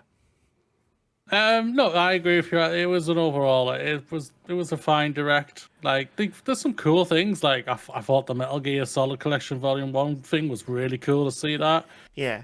Star Ocean thing was really cool to see that and everything. But like, that was one of the ones that really popped off to me. I was like, it's the Star Ocean second story. Like it's 2D HD but in 3D. Yeah. One of the biggest supplies, apart from the final one I'll talk about. Yeah. Well, I was just like, does anyone care about this anymore? Was the Batman Arkham trilogy? I was like, oh shit! How bad are you gonna run on this fucker? There was a note. There was a note on the trailer that said like gameplay not final, and I was like, yeah, I'll bet it's not. Like, I could see Arkham Asylum running pretty decently on Switch. Yeah. But City and City, Night? maybe it is. City is a pretty like old game now, but Night, I'm like, okay, that's gonna be interesting. Melt the fucker. I'm not gonna play that in handheld mode because I still want to be able to use all of my fingies. That's fair. That's fair. I mean, I'm not gonna play it anyway. Like I've played. You know what? I played Batman and I liked them, but they're a part of my past now. Like I don't think I never feel the urge to play Batman Arkham games again. That's fair. Was interesting though. Thing though I thought looked really canny, and if I remember, it was the biggest reveal, which is Super Mario Bros. Wonder. Yeah, Super Mario Bros. Were an unannounced 2D Mario platformer. After the direct was over, I went to Fantasy Critic and I was like, I better put a bid in for that. And then it was like, Fitz has been sitting on it all year. Oh hell yeah! Damn it! 2D, 2D Mario unannounced, already claimed. And 3D. I like that he hedged his bets. He was like, I'm sure there's a Mario game. I don't know what kind, so I'm going to get both. And we'll see where the chips fall. Be on the safe side, yeah. Yeah, I like Super Mario Bros. Wonder. Like, I love the reveal. And I'm going to play it because it does look really canny. But like, I love the fact that, like, you know, Mario games tend to have a theme, right? It's like Mario at the beach. And like Mario exploring the galaxy. And this one is Mario accidentally took some LSD. Mario took drugs. Now the flowers are talking to him, and he's an elephant sometimes. Would you be shocked to know that Elephant Mario has taken over Twitter? What? Just like Pikmin, picture of eating a car, bloody Mario turning into a T-Rex. I mean, that was Nintendo's fault. They called that mouthful mod. What did they think Twitter was going to do with it? That's true. But the Elephant Mario is everywhere. It looks interesting. Like, yeah, I like the look of it. I won't lie. I don't know if I'll play it. Like, it's just like I'm expecting like a ton of shit out that around that time and everything. So it's sure. We'll see how it's going to be. Like, I want to play it. I'll put that out there. Like, I want to. The intention, the will is there to play it, but we'll see again. We'll see where the chips fall in terms of games. You know, like there's a game I alluded to at the beginning, and I'm not going to say what it is, but I was playing it this morning, and I'm like, ooh, I don't think this is going to take up as much of my time as I thought it would. And yeah, I think the biggest thing, because the thing that they mentioned apart from Mario Brothers, the thing they mentioned before they did was Pikmin 4, because I guess that's kind of, aside from obviously the Mario game, it's kind of like their other big release for the year. Which Fitz has been sitting on all year. Yeah, which is fair. Again, I think they had a release date for that pretty early out of the gates, but I think they confirmed it was going to be this year. So, like for me, I mean, I've never played Pikmin. Like the games came too early for me in my Nintendo journey, to really get into. And like, I don't know, just it looks cool and people were excited about it, but for me, I was just like, it's not. This doesn't look like it's going to be an Amy game, you know. Yeah, true. And in a year full of Amy games. Yeah, true. Games like that are going to fall through the cracks quite fast. Yeah. I'll state this right now for the people who say, it was Pokemon shit. I didn't give a fuck. Oh yeah, it started right with Pokemon, didn't it? Yeah, with the Scarlet and Violet DLC. I didn't give a fuck. I haven't touched Scarlet and Violet whatsoever, and I don't even know if I will be. Like, this is a when big Amy deal. was here, I was like very contemplating, like we were talking. Yeah. I mean, my missus wants to play Diablo. I need another controller, and I thought, I could just trade those in and just get store credit and just get a new controller type of thing. This is a big deal because I've now been in your room and I have seen all of your entire physical game collection, and it's Horizon Forbidden West, Mario Kart, and then like 10 fucking Pokemon games. Yeah, it really is. That's I wondered. I didn't want to like bring it up because I know Violet and Scarlet was a touchy subject, given what happened when that game came out. But yeah, it's I don't know. It didn't do anything with me because I haven't played a Pokemon game apart from Beastie Ball. You really do keep forgetting about Pokemon Sword, don't you? I know that game pissed you off because you fully evolved your guy, and he was like, "Wait, why do I want a bond?" I think I made a mistake trying to play Sword as my first one. I think I should have played Arceus because I feel like like this is on a Pokemon, and again, I'm speaking from like I've played a bit of Pokemon Sword. Do you know a Pokemon mechanic I really really disliked? It's like when you catch Pokemon, you have to fight them, but you have to do some damage to them. You can't do all the damage to them. You have to get their health down so you have the best chance of catching the Pokemon. That always annoyed me because they always kept knocking Pokemon out by accident, and I was like, well, I guess I'm not catching this fucking Pokemon. Whereas like when I watched you play Arceus, you just chuck balls at them, and I was like, that's what I assumed you did in these games. Technically, you can do that. It's just the percentage of a kick getting out is high, that's all. And then it kicks the shit out of my Pokemon while I'm trying to constantly throw balls at it. So then I gotta try and do the fucking maths of like, okay, how much damage can I do? What attack can I use that'll make the health bar go red but not all the way down? And then I just got sick of it. Yeah, that is a silly thing because if you go off like how the anime is, like they knock the Pokemon out. I was gonna say, like, and then surely just throw the ball. It's like it's there. It ain't dead. You just knocked it out. Just throw the ball at it. And then it's an easy catch. No. If I fucking judo throw this Snorlax, right, over my shoulder and knock it out, surely it's gonna be easier to just shove it in the ball. Not harder. You would really think. There's no doubt about that. Like, yeah. So that's my Pokemon gripe. But when I watched you play Arceus and you were just running around, sneaking around in the bushes, chucking Pokeballs, I was like, that looks like fun. Arceus was so much fun. Buggy, which was really annoying because it really could have been something special, but they have something there that I hope they do expand on for the future and everything. So yeah, that was really good. That was really special, that game. Like when I get to Pokemon and I sort of like Amy's playing through like games that she's not played before, like I'll either find a way to do one of the first ones. Yellow, I think, was the one I was looking at. Or I'll just do Arceus because it looked like the game. I hung out with you for 10-ish hours while you were playing it, and it looked like the game that I would have had fun with. Yeah. It's a shame you didn't get to it last year, but there was a lot of good games last year, so there was. I could appreciate it. But the kid came out when it was quiet, though, at the same time, which was funny at the same time. I'm sure I was doing something. I'm sure something. I have to look it up, but I'm sure there was a game that came out. Because I had it. I know I had it because I put it in my Switch. I think there was. It was like one of the big releases at the beginning of the year. Probably an RPG. Yeah. We're tending to find that we get RPGs at the beginning of years now, like big long RPGs. I'm gonna look it up. Most of the other things of the Direct were things we already knew about. Like, it was cool to get more of a look at Sonic Superstars. Yeah, true. It's cool that Mario and Rabbids is getting a DLC, especially like when you heard that the sales weren't too great on that and everything. So it's good to see that's getting backed still. My friend Tori, even though that would have probably been already in the contract when Ubisoft signed it and everything. Yeah, my friend Tori really liked the Mario and Rabbids 2 sequel, or the first one. No, well, both, but yeah, that game from the makers of Sonic Mania. Sorry, I'm just looking at something else.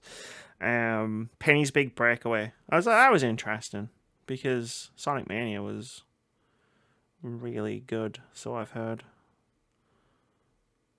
No, I don't know. And you know what? I don't think there was anything massive out around the time of Pokemon last year. Apart from Yu-Gi-Oh! Maybe you were catching up on games that came out the year before. So, because we didn't do our game of the year until like the end of the month, did we? We didn't. Yeah, Yu-Gi-Oh! Came out, but that was a you thing, not a me thing. That was about it. All right, let's move on to the next story. I have one more question based on the Nintendo Director. Go on. The Splatoon 3 Splatfest theme.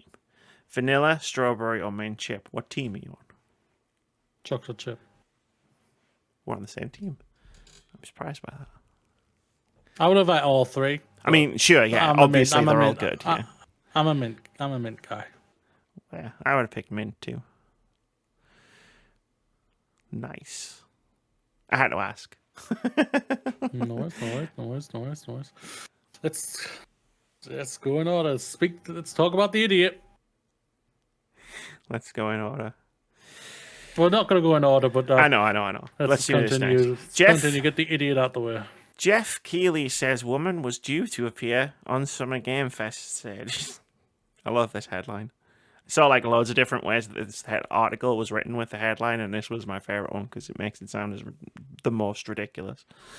This That's is more sarcastic and the most sarcastic. a whole one woman was supposed to appear. This is from Tom Phillips over at Eurogamer. He writes, Summer Games Fest host Geoff Keighley has commented on the lack of women on stage during this year's show and said one woman had been due to appear. Discussing the show with CBC, Keighley acknowledged the all-male lineup on stage had been a, quote, fair flag, end quote, for criticism, even if this had not originally been the intent. This Is Us actress Melanie Bird, who stars in Alan Wake 2 as its new co-protagonist, had been due to appear at one point, Keighley said.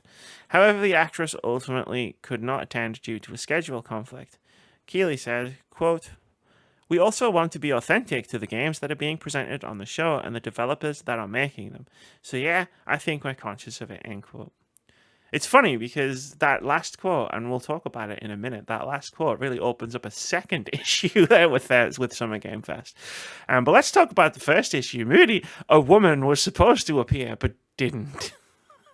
A rare sighting. And then she suddenly vanished. They must have been at all the other conferences. Considering we saw women everywhere in the summer of gaming, apart from a Geoff Keighley's shindig. This is the time, Geoff. Shut the fuck up and just keep quiet.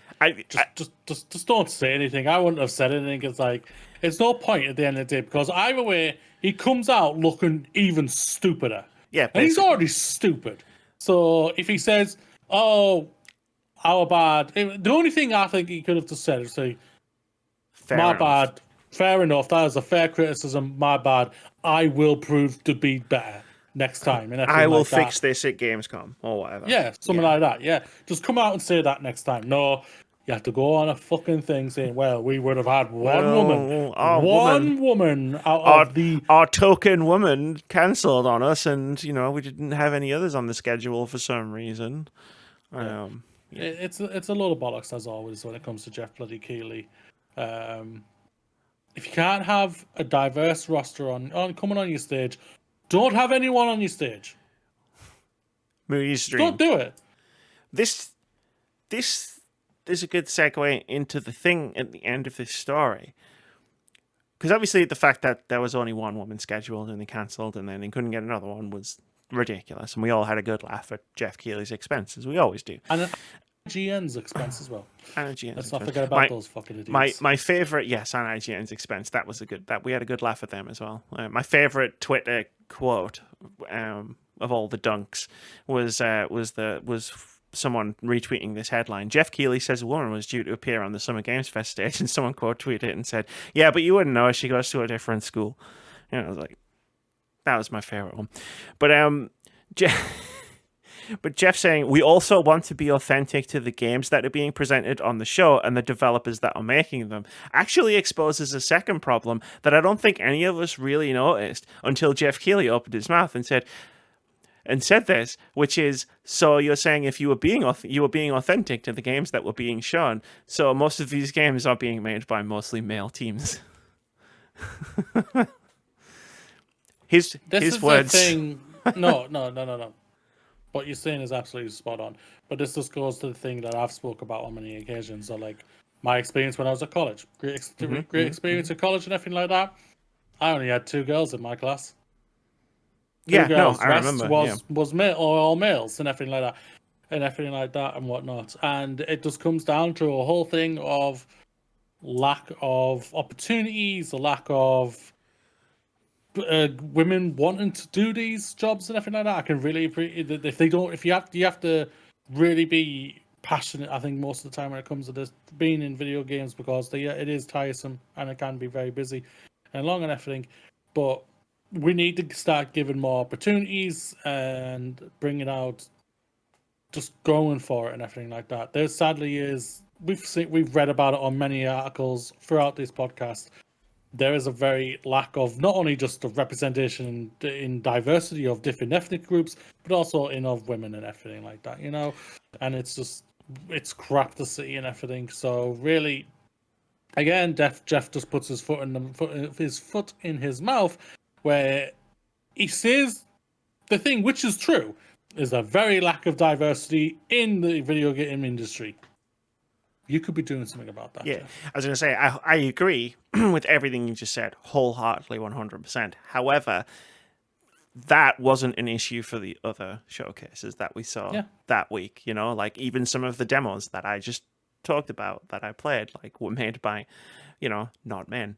And like Geoff could have easily, not well, you know, is eating it relatively easily. Could have put in a couple of games. Like he could have put Vember on his stage. You know, it's like, you know, it's a game people know, game people know, and are excited for, and would have liked to have seen a release date, and they did it somewhere else, and that's fine. But like, that's just an example. It's like there are plenty of games out there that Geoff could have gotten put on his stage.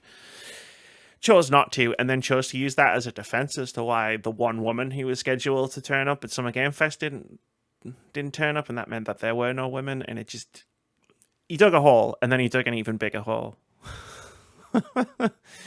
And I just, it just, yeah, fucking, oh, we need to be representative for the games that we were showing off. Then show more diverse games. Sorry, that's the solution. Fucking Xbox managed it. And, you know, and they're like the big AAA publisher doing their showcase, and they somehow managed to pull it off. Yeah. Yeah, there's no doubt about that. The fucking show that followed you, Geoff, managed to pull it off better than you did. This is the thing about it. Like Geoff Keighley, like I've stated on many occasions, I don't know the man. I don't know the man whatsoever. I'm only going off what I see when I watch the shows, and it's all about Geoff. It's not about the games. It's all about Geoff and his friends he's now meeting and everything like that. I've brought Nicolas Cage on stage. I'm so happy I've got Nicolas Cage. Hello, hello, hello, hello. Did you see any lines in the game? And everything. No, it's Summer Games Fest, Gamescom, Game Awards is the Geoff Keighley shows.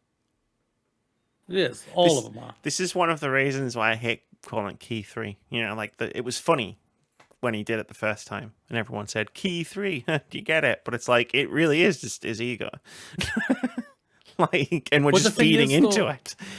But the thing is, I think we're feeding that ego, though. The industry's feeding it because no one else has really come up and given. E3, we decided, we fucked it. We fucked it, guys. See you, hopefully, maybe not fully 100% sure in 2024. Maybe. Oh, no. Not 100% they said we're sure. back next year. Yeah. Fucking better be. Yeah, and it's like... So when, like... Oh, I'll stand by to this day. In 2020, he did an incredible thing. He did an incredible thing and worked his ass off, especially during the pandemic, to be able to pull off multiple type of different shows and give many people who were struggling to be able to develop their games because it was hard as hell to work from home and everything like that, and to be able to release their games and everything in 2020. He did an incredible thing. But since then, it's just been downhill, downhill, and downhill of an ego fest of Geoff Keighley. And it's just something that really irks the crap out of me, because we should be talking about the games. Like when I said, when we talked about our ratings and everything like that, for me, it was low because I was talking more about him than the games. The thing I want to see, you know? That's the thing about it. Take your ego out of it and get the fuck out of the way. Yeah, and like it still does do good. Like there is still good stuff that happens here, right? It's like, you know, you've got the player days where people get to go and play the games and come back and do their previews, and Games Fest itself is a good thing, like in theory, and like I think the only reason that we still get like a Summer of Gaming showcase is because Geoff Keighley does Summer Game Fest, and then I think everything else that follows is because he does that show. So like, you know, if that's the price I have to pay, is this fucking is Key 3 to get the rest of it, then so be it. But yeah, it's not necessarily what he's doing that annoys me. It's his approach. And then whenever he's criticized, for whatever reason, his response to the criticism manages to piss me off as well. Like we've seen this happen many times before. Like with Geoff Keighley, like he'll be criticized for doing something or not doing something, and then he'll just respond. Usually like shows a second thing like it has here, which is just like, well, actually, what about this, Geoff? It's like the whole thing of like what he did at the Game Awards, 2 years ago it was. It's again, we're here to support people we in want the to industry celebrate and everything games like that. and the people in the industry, so we're not going to talk about the abuse stories. And it's just like, you realize the people in the industry are the people being abused. Jeffrey. But then continues even more at the awards themselves. We're doing blah blah blah blah blah blah blah, saying all the right things, and he's Activision Blizzard. Yeah, it was He's like Call of Duty. Wait, what? It was the Star Wars game from David Cage's studio. Yeah. And it was just like, what the fuck did you do, Jeff? Like, it was because it was a really cool thing that he did, and like, yeah, sure, he only did it because everybody showered at him. But whatever, I'll take action in that regard over inaction. But then it was just like, hey, this thing and abuse isn't cool, and here's a support line. Now let's see what our abusers are working on, and it's just like, even if you had to show that game at the Game Awards, could you have moved it? Did it have to be the very next thing? You know, and then yeah, you're right. Activision Blizzard was a thing later. Literally, like what the game after. I think it was very close. Something. Yeah, it was very close. And it was just like, oh. And like, what you gotta remember about the Game Awards, it's a very special time where I'm up at fucking 2-3 o'clock in the morning watching this shit, so I'm cranky. I'm crankier than I normally would be, Jeff. Benefit of the doubt doesn't exist at that time of the day.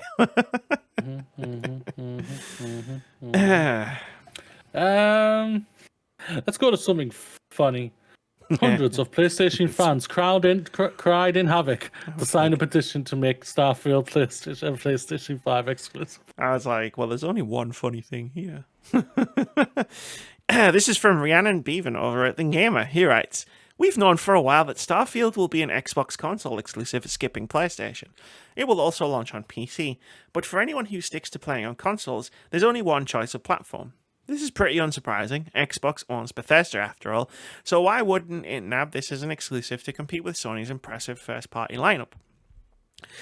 Some PlayStation enthusiasts, however, are struggling to come to terms with the news. In fact, a whole bunch of them have mobilized to sign a petition trying to compel Bethesda to launch Starfield exclusively on PlayStation. With just a few months to go until Starfield's launch, some console warriors are under the impression that it's not too late for the studio to make a sweeping change as the petition is approaching 1,000 signatures. The best part of this is that the petition was almost definitely set up by a troll, likely an Xbox fan making fun of PlayStation enthusiasts. Either that or someone dunking on the entire console wars concept, as we all should, to be honest. Of course, that hasn't stopped it from reaching almost 1,000 signatures, so let's point and laugh at some of the lines in the petition that all these people are signing. Quote, for over a decade, Bethesda games have been released on PlayStation. They perform better on PlayStation, citation needed, run better and sell better. Xbox and especially Phil Spencer have no business taking them away. Don't know if this is a separate line or if it's the same one, but I'm just going to keep reading.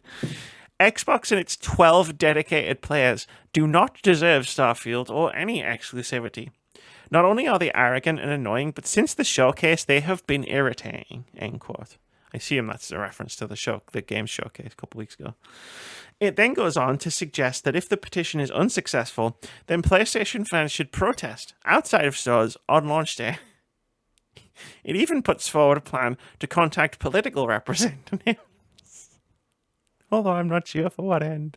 I mean, if the petition initially was set up by someone just having a laugh, fair play, you did a great job. If it's for that, that's fantastic. Fair play to that person. I want to shake your hand. To all the people who have signed this, you're fucking stupid. What the fuck? That's it. That's all. And I'm sure some people are signing it in jest as well. But like, you gotta imagine some people are legit. Of course, there's some idiots who are legit, who are whining over this and everything like that. Funny thing, though, that we all know, PlayStation actually tried to get this as an exclusive before Microsoft bought Bethesda, which is just really wild. That's how they do it, at right? the same time. They don't buy studios; they just buy games. Yeah, which is just but it's just really, really funny. No, so just get over it, guys. Get over it, gamers. It ain't happening. You've got Final Fantasy, all right? Xbox has got Starfield. I'd say it's a pretty even trade. I don't know. It's just funny. Like, I put these stories in, pepper them throughout the year, just because it's fun to laugh. Sometimes you need a laugh. There's no doubt Sometimes you about just that. gotta laugh, and sometimes the capital G gamers, they just hand you it on a plate and say, "Here you go, have some funny content." And I go, "Thank you very much. I can't wait to have a giggle with Moody on the podcast for this." It's the fact that it goes, not release it on PlayStation, it's the fact that it's release it exclusively on PlayStation. Xbox do not deserve this game. It's just like peak humor. That's peak content. Guess what? But you know what people didn't deserve, Amy? What's that? Was a Titanfall 3. Ah, yes. Titanfall 3. Respawn worked on Titanfall 3 in earnest for 10 months before shifting focus to Apex Legends. This is from Victoria Kennedy over at Eurogamer, who writes, Titanfall 3 was in development for almost a year before it was cancelled for Apex Legends. Speaking with the Burn Network, former Titanfall developer Mohammed Alavi shared the story of this crazy cut in his career. Quote, Titanfall 2 came out, did what it did, and we were like, okay, we're going to make Titanfall 3. And we worked on Titanfall 3 for 10 months in earnest. We had the tech for it and multiple missions going, end quote. The team even had a first playable version working, which Alavi described as being as good, if not better, than what the team had before. Don't say that. However, in Alavi's own words, it was only incrementally better and nothing, quote, revolutionary, end quote, for the series. He then went on to say, quote, we were feeling pretty decent about it, but not the same feeling as Titanfall 2, end quote. He stated, with the project's multiplayer team still having a hell of a time trying to sort out that aspect of the game. At the same time, the hugely popular Battle Royale PlayerUnknown's Battlegrounds had launched, and its success caught the Titanfall team's attention. Alavi admitted, quote, we came back from break and we talked about it and were like, yeah, we need to pivot. We literally cancelled Titanfall 3 ourselves because we were like, we can make this game and it'll be Titanfall 2 plus a little bit better, or we could make this thing, which is clearly amazing, end quote. Thus, work on Apex Legends began. Quote, don't get me wrong, I will always miss having another Titanfall, end quote. Alavi said, calling Titanfall 2 his, quote, crowning achievement, end quote. Switching over to work on Apex Legends was ultimately the right call, he concluded. Not that anyone initially told EA about this move, Alavi admitted the publisher didn't know about these plans for another 6 months because the team wanted it to stay under the radar until it had an Apex Legends prototype to show off. Can you imagine that prototype meeting? Some EA executives sitting down thinking, oh cool, we're going to get to see what Titanfall 3 is, and it's just not Titanfall 3, and they're just like, are we in the wrong meeting? What the fuck? Am I high right now? What the hell? Who is this Respawn? Like, look at the sign on the door. Like, yeah, this is Respawn. What the fuck is this? There's no Titans in it. Well, they don't see Respawn. They see the big EA sign above it. Oh, yeah. Because Respawn's so small and big EA. Yay, Respawn. Tiny little baby letters. Respawn. This is obviously... we all know my thoughts on Titanfall. I was not the biggest fan whatsoever. Either way, people like you and Amy and everything love this franchise. So I am massively disappointed to hear this type of thing for you and everything.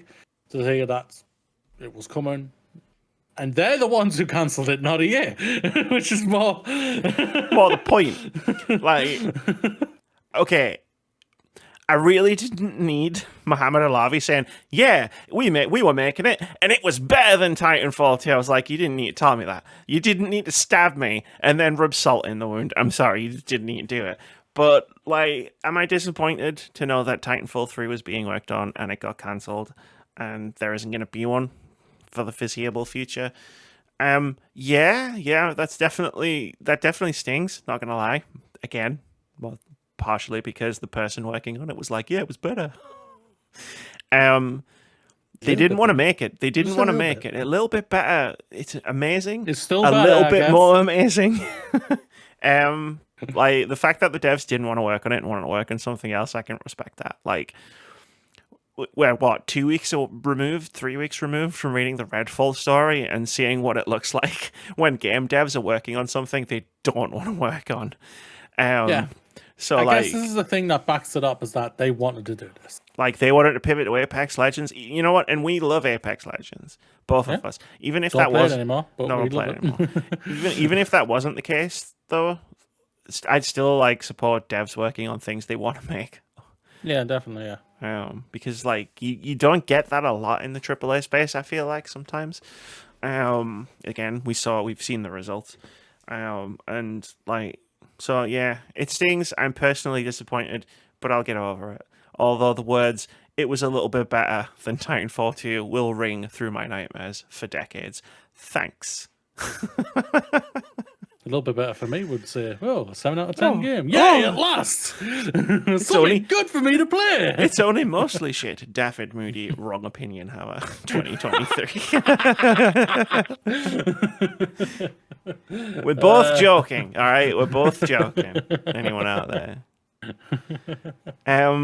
Yeah, that's why I put it in there, because I wanted to just sort of like A, do the story, but also B, just be like, I'm okay.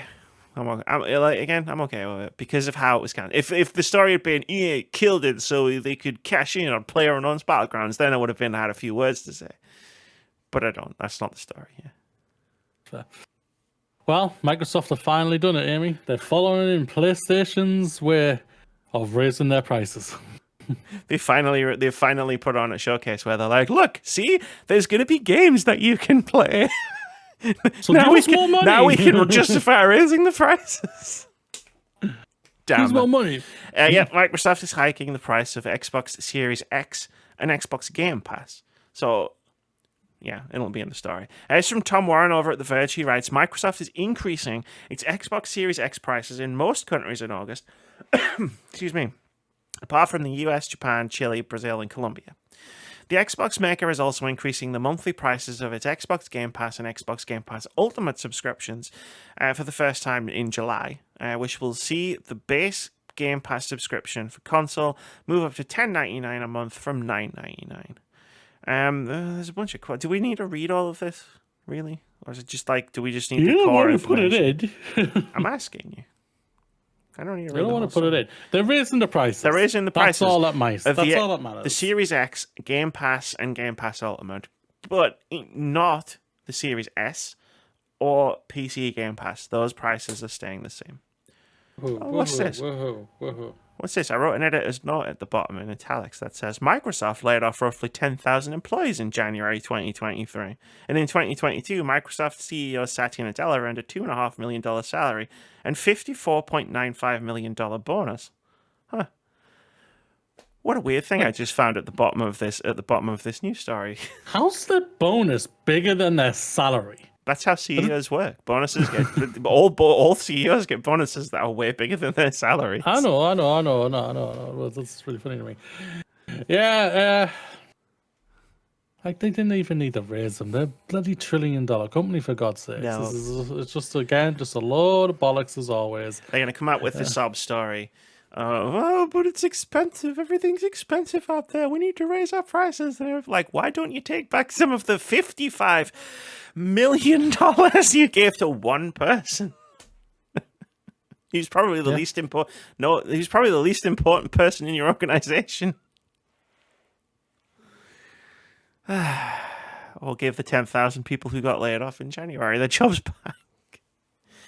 Yeah, you know, this story came through with the crashing sound of inevitability, whereas like we knew they were going to raise their prices at some point, especially on Game Pass.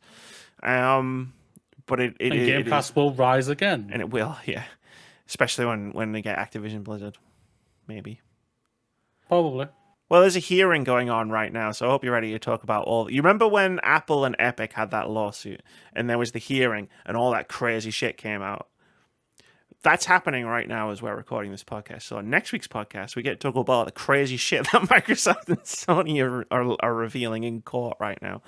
Yeah, I'm not going to be ready I'm not going to be here for next week. Just, you know. No. This isn't the shit that we've been sick of talking about for the last couple of years. This is the fun stuff where a bunch of shit gets revealed that they never wanted to get revealed. It's going to bore me. I guarantee it won't. It didn't last time. But yeah, no. Yeah, I think it did. The Epic versus Apple stuff, yeah, because it was never about Epic and Apple. I can go back. I'll stop this entire podcast to show you the video where it was like, look at all this fucking crazy shit they're saying. Because it was wild. It's like the Wild West out there. That was last year. This is this year. I'm like, I probably won't care. Anyway, yeah, the prices have gone up. They're $2 trillion company.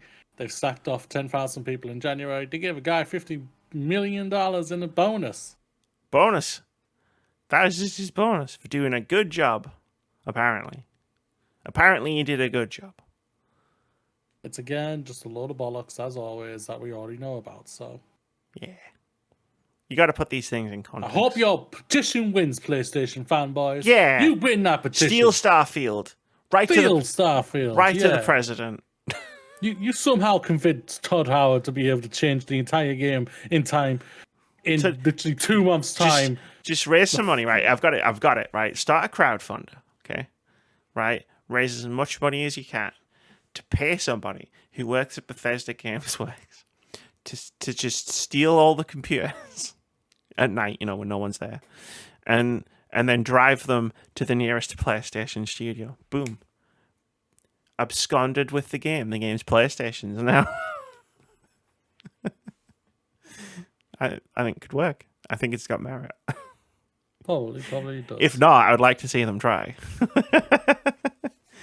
Be like that one weird month where everybody was charging at Area 51 doing Naruto runs. Like, I don't think this is going to accomplish anything, but I want to see them do it. Oh, yeah. That happened when I was at college. The people were like, hey, look at this. It's the stupidest thing ever. Why are you showing this in my face right now? I think that's the difference between us. Because for me, I was like, this is the stupidest thing ever. Popcorn. Continue to be idiots for my entertainment, please. Yeah, I have to be in a special mood for really stupid idiocy. Yeah. I feel like that's it for the. No. I feel like something in my brain is broken to the point where I'm always in the mood for someone being an idiot. Probably fair. Well, that's it for the news stories. Let's move on to what's happening next week, Amy. What is happening next week? I feel like I've forgotten something. That's happening next week. Oh yeah, on the podcast. You pitched the idea we're going to do because it's literally next Friday is the last day of June, which means like it's officially past the halfway mark of the year. And you wanted to do our favorite games that we've played so far this year. As a podcast topic, and I've had the idea we could also pair it with what are we most excited about for the next 6 months. So that's going to be the main topic of the podcast next week. And then I looked through the list of games I've played this year and thought maybe I should play some more games, but for next week. Yeah, I was saying that to myself. My list ain't that big right now on my list. I was like, so yours is short as well. Damn. Oh yeah, mine's short. I mean, again, I spent an entire month playing Octopath Traveler 2. And nothing else. And I spent most of a month playing nothing. Because of events. And then when Zelda came out, you played nothing but Zelda. Well, when Zelda came out, I feel like I worry how short my list would have been if I hadn't crippled my back and been off for the better part of 4 weeks. Because I really did get some games in.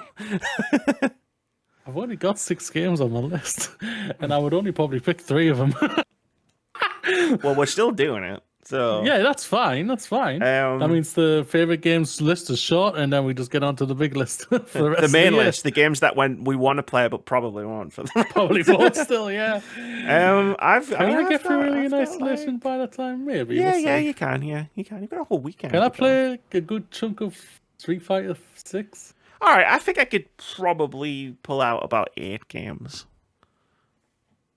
I think. Oh, actually 9, because there's a game I was going to review today, but I forgot to write something for it, so I was going to do it next week, and I would put that on the list of games that I've really enjoyed this year. Well, it's a shame the review is going to be the week after as well. So. Oh, it's fine. I'll review it while we're doing the list. I'll just say it's this game, and here's why, and that'll be my review. It's on the list. That's the review. Boom. Yeah, it works, right? Like, hey, this is one of my favoriteest games that I've played so far this year. If that doesn't tell you what I think about the game, I can't help you. So, do you think I can squeeze on Yu-Gi-Oh and Life is Strange 3? Well, look, right. Spoiler alert for next week. One of my games is Dead Cells Return to Castlevania. So yeah, you probably could do that. Games come out this year. That the DLC came out That this year. I can expansion accept came that. out this year. Yeah, I can accept that. The core game. They haven't expanded the Life is Strange True Colors yet. They have. I showed you that interview in that magazine where they talked about Life is Strange True Colors, and they said they might make a sequel to it, and that's good enough for me. You were doing it for research, Moody. You were doing it for research in case they did make a sequel. And I might win the lottery someday, but it doesn't mean I'm getting what I want. I'm trying to help you here. That's all I'm saying. I mean, you can accept my help. And Steph is the person who plays Steph. She's very quiet these days. I haven't seen her because she used to stream like crazy. She's busy recording Life is Strange True Colors too. Therefore, it's legitimate, and you can put it on the list. What was the other one? Yu-Gi-Oh! It's a live service game. There you go. Boom. You can put it on the list. I'm joking. I'm not putting Yu-Gi-Oh! on there. I played too much of that even when you were here. You did play a lot of it when I was there. That's what enabled me to play Dead Cells so much. No. And also get really, really jealous of your standing desk. What else is happening next week? There's about 6,000 indie games coming out. Like it's an assault on the senses opening our shared calendar of video games that are releasing at the moment. There is probably something for most people. Like if you like indie games, there's probably a game coming out next week that you're gonna like. I'm not listing them all in here because we'd be here for another 2 hours. So I put 2 down. A Long Journey to an Uncertain End is coming out on PC on June 28th. I've been eyeing this one up for a while. It was one of those where it came out on Kickstarter, and I didn't back it because I didn't have the money at the time. But I've kept my eyes on it. And the other one is Pico, which is coming out on June 28th on PC. It's tagged as an early access game. This was revealed at the Wholesome Direct. I don't know if it was revealed, but it was there. It was at the Wholesome Direct. It was the game where you have tea parties with cats and you give cats tea. And I was like, you know what? I remember that from the Wholesome Direct because it was cute as fuck. So I'll put it in the what's happening next week. But like I said, just check out a release calendar. There's a bazillion fucking indie games coming out next week, and I'm sure you'll find something for you. And if not, enjoy Final Fantasy 16 because I assume that's what you're playing. Speaking of Final Fantasy 16, Moody, shall we do OpenCritic Head-To-Head? Yeah, I've updated the scores for you as well. So thanks. Did any of them? Yeah, I haven't changed any of the scores like who gets points or anything like that. One of them did this afternoon. I was most angry and apoplectic about it that I saw it coming. This is the game we play every week where we try to guess. I said it last week. Well, it was 90 until like fucking 3 o'clock, 4 o'clock this afternoon. But this is the game we play every week where we try to guess the OpenCritic average of upcoming games. Whoever guesses closest to the scores gets a point, and if you manage to guess the scores correctly, you get 2 points. Last week, we tried to guess the OpenCritic average of 3 games that all came out this week. The first one was Aliens Dark Descent. I guessed it would get a 70, Moody guessed it would get an 80, and at the time of recording, it has a 78. That's really cool. It was giving me a point. Yeah. It's like slowly just worked its way up. Like it started like at 73, 74, and it's just slowly worked its way up throughout the week. So yeah, well, respect to them for that. Yeah, that one's a slow burn for sure. Like in terms of its score going up. Like I know you're gonna review it at some point on the podcast, and obviously you haven't played that much of it. But like in like a couple of sentences, like how are you finding it? If you're an Alien fan, you're gonna love this game. Star Trek Resurgence. That's it. That's it. No, that's literally there's no doubt about it. That's what it is all about. Like I legit I couldn't believe it when it happened. I got jump scared on this thing. I couldn't believe it. I was like, nice, like respect. Wait, it's like this is a strategy game. Strategy games aren't supposed to be scary. Yeah. That's cool. I'm glad to hear. What I've loved even more was just it's the sound effects and the score they've used. I didn't expect this. There's hints of Alien 3's score in this, and I love Alien 3's score. I think that's an incredibly underrated score on that. So, like, I was just hearing it at the beginning. I was like, "Wait, what? I was like this. It's like when It's like when I played the Alien Isolation demo for the first time at EGX, and I was just marveling at like how it sounded, right? Yeah. Like that was the first thing, and then the second thing was, oh shit, there's an alien. Yeah. Yeah. Behind me. Oh shit, I'm dead again. that happened to me the year after in virtual reality, because I was dumb enough to play that game in VR. Yeah. The second game that we tried to guess the OpenCritic average of was Crash Team Rumble. I guessed it would get a 70. Moody guessed it would get a 67. And at the time of recording, Crash Team Rumble has an OpenCritic average of 72, which means Amy gets the point. Nothing to say about this. Not on my radar at all. Yeah. I do plan to, like, eventually at some point in my life see what all the fuss was about with Crash Bandicoot, since they remastered them and stuff, but I never got into mascot platformers like everybody did back in the 90s, so it never really hit me.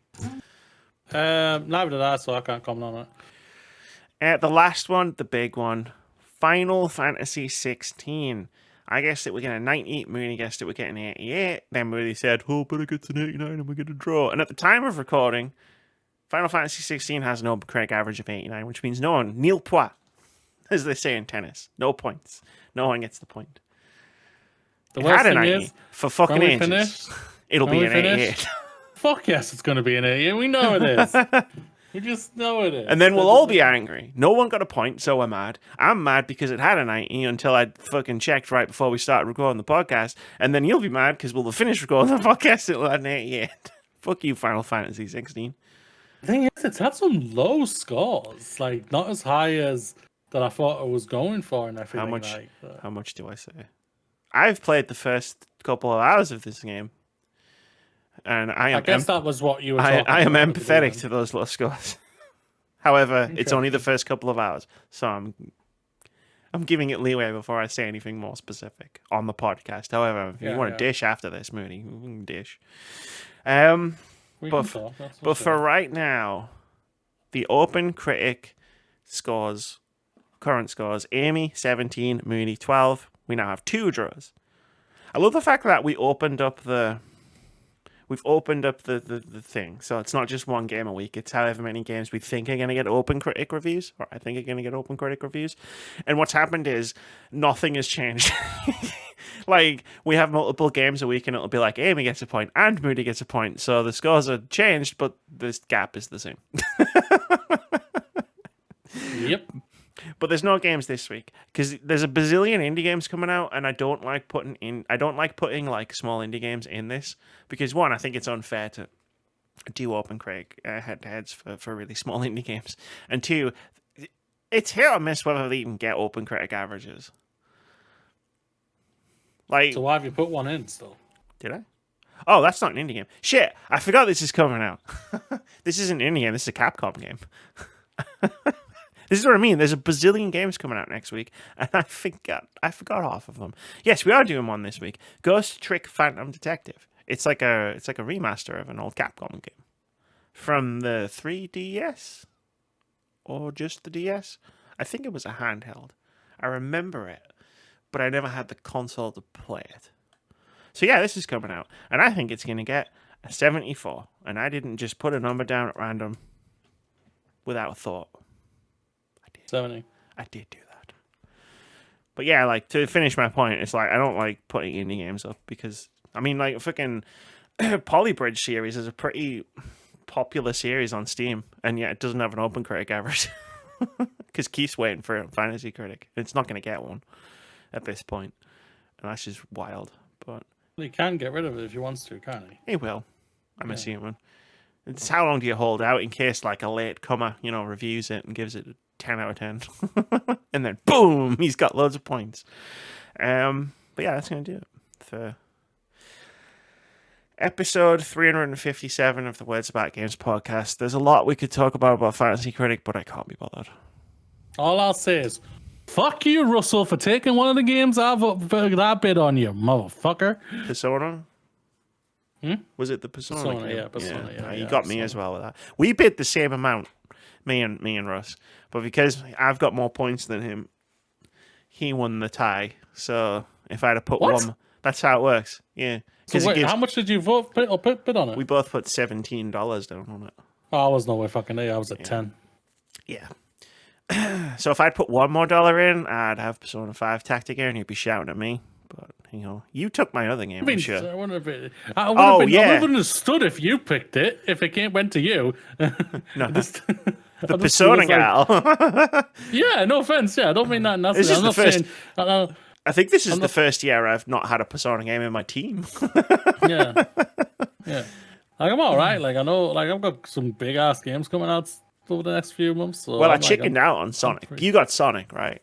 Yeah. So I saw that pop up, and I thought Moody's bid on that, and then I put a bid in, and then I went, and then as the week went on, I was like, I chickened out and put my bid back down to $1. And what's funny is, if I'd kept my bid where it was, I would have got that.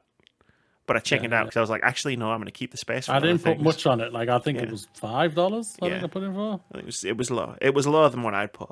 Yeah, but then all the bids that I bid, even the Time Shift Warrior was low. Yeah, I did see that, and I did think about it, but I just didn't. Yeah, that's fine. I'm at that. It's at that point where it's like I've only got a few spaces left. More when I have to drop Hollow Knight when it never comes out. But yeah, how late are you gonna wait that? I'll wait as long as it can be. Thing is, I know you got Gamescom going out. I know that. No, I know. Like there's times and it could potentially come out, but it's like, we have a release calendar of all the games that are coming out. So as long as no one snipes games that I'm looking at, I know I can go to the week before for most of the games on that calendar, so I can leave it pretty late. What was funny was after I did after I played the demo for Stray Gods, I legit went straight to Fantasy Critic after I was finished and went, I got to fucking bid on this and get it in my team. You've completely forgot, didn't you? Just scrolled down and went, I already did. Sweet. I already got that. And then I went for Sea of Stars and I was like, damn you, Fitz. Yeah, Fitz Fitz Patel. was his fourth pick. Yeah. He's got a Viewfinder coming up, and if that game hits as much as I think it might hit, he's going to be right up with us. Coming in out of nowhere. He's already coming in. Like he's just behind me. Yeah. He's ahead of Russ. He just got ahead of Russ. Final Fantasy kicked in. He's got Super Mario Brothers coming out now. Yeah, he's got the new Super Mario. He's got Spider-Man 2. He's got Sea of Stars. He's got Pikmin 4. Those are all big hitters for him. Big stuff. Yeah. Thing is, he's also got games to drop. So he's got his team's full right now, but he's got space. Yeah. Because he's got. He needs to look into coming and deleting He's done it. I gently reminded him earlier this week, and he's put the drops in for the games that he needs to drop. So he's doing it. And Keith needs more games. I can't tell where he's going to go at the minute. Russ has got some big stuff lined up, and also space, so he could come in swinging. Obviously, there's you and me. We talked about. Yeah, but I'm pretty happy with what I've got. I've still got Plucky Squire. I've still got Like a Dragon. I've got Mortal Kombat 1, which I was so happy that I sniped straight. When I heard that, I was thinking there was rumors that's coming this year. I was thinking, yeah, I'm necking that. I just didn't believe the rumors. That was all. Yeah. The one I'm a little worried about is Tekken 8.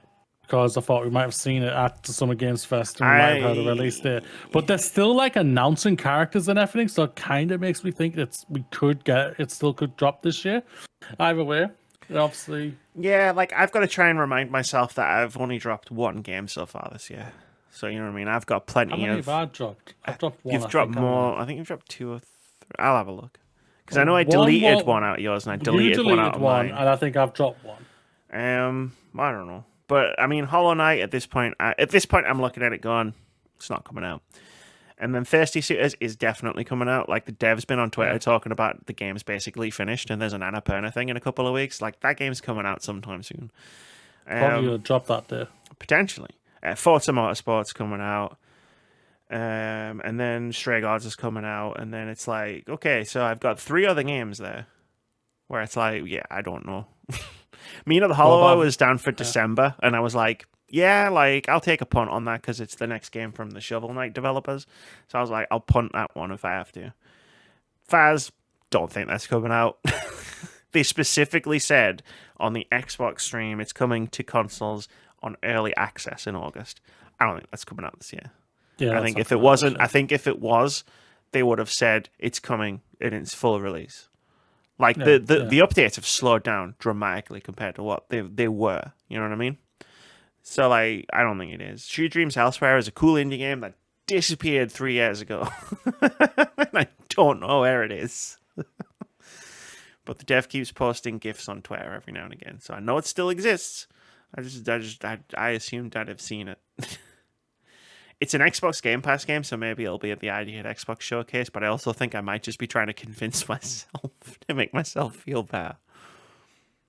Because I really want to play it. Like, beyond Fantasy Critic, I just want to play it. It was fun. I played a demo of it at a Next Fest years ago. And, yeah. So I've got... Oh my god. I've just had a look at it. Goodbye Volcano High and Sea of Stars drops the same fucking day. Yeah, they do. This is what I'm talking about, man. It's going to be a bloodbath. That's going to do it for episode 357 of the Words About Games podcast. It's, yeah. Next week after Starfield. Yes, it is. This is what I was saying about fucking August, man. Because isn't Baldur's Gate 3 in there somewhere? Yeah, it's 2 days after. Yeah. But I don't give a fuck about Baldur's Gate. I do. I'm not good about that. Well, that's you. I don't. I'm saying there's a video game bomb ticking down right now, Moody. Lies of P drops the same day as Mortal Kombat 1. And we can all see the bomb ticking. That's interesting. Say bye, Moody. Bye, Moody.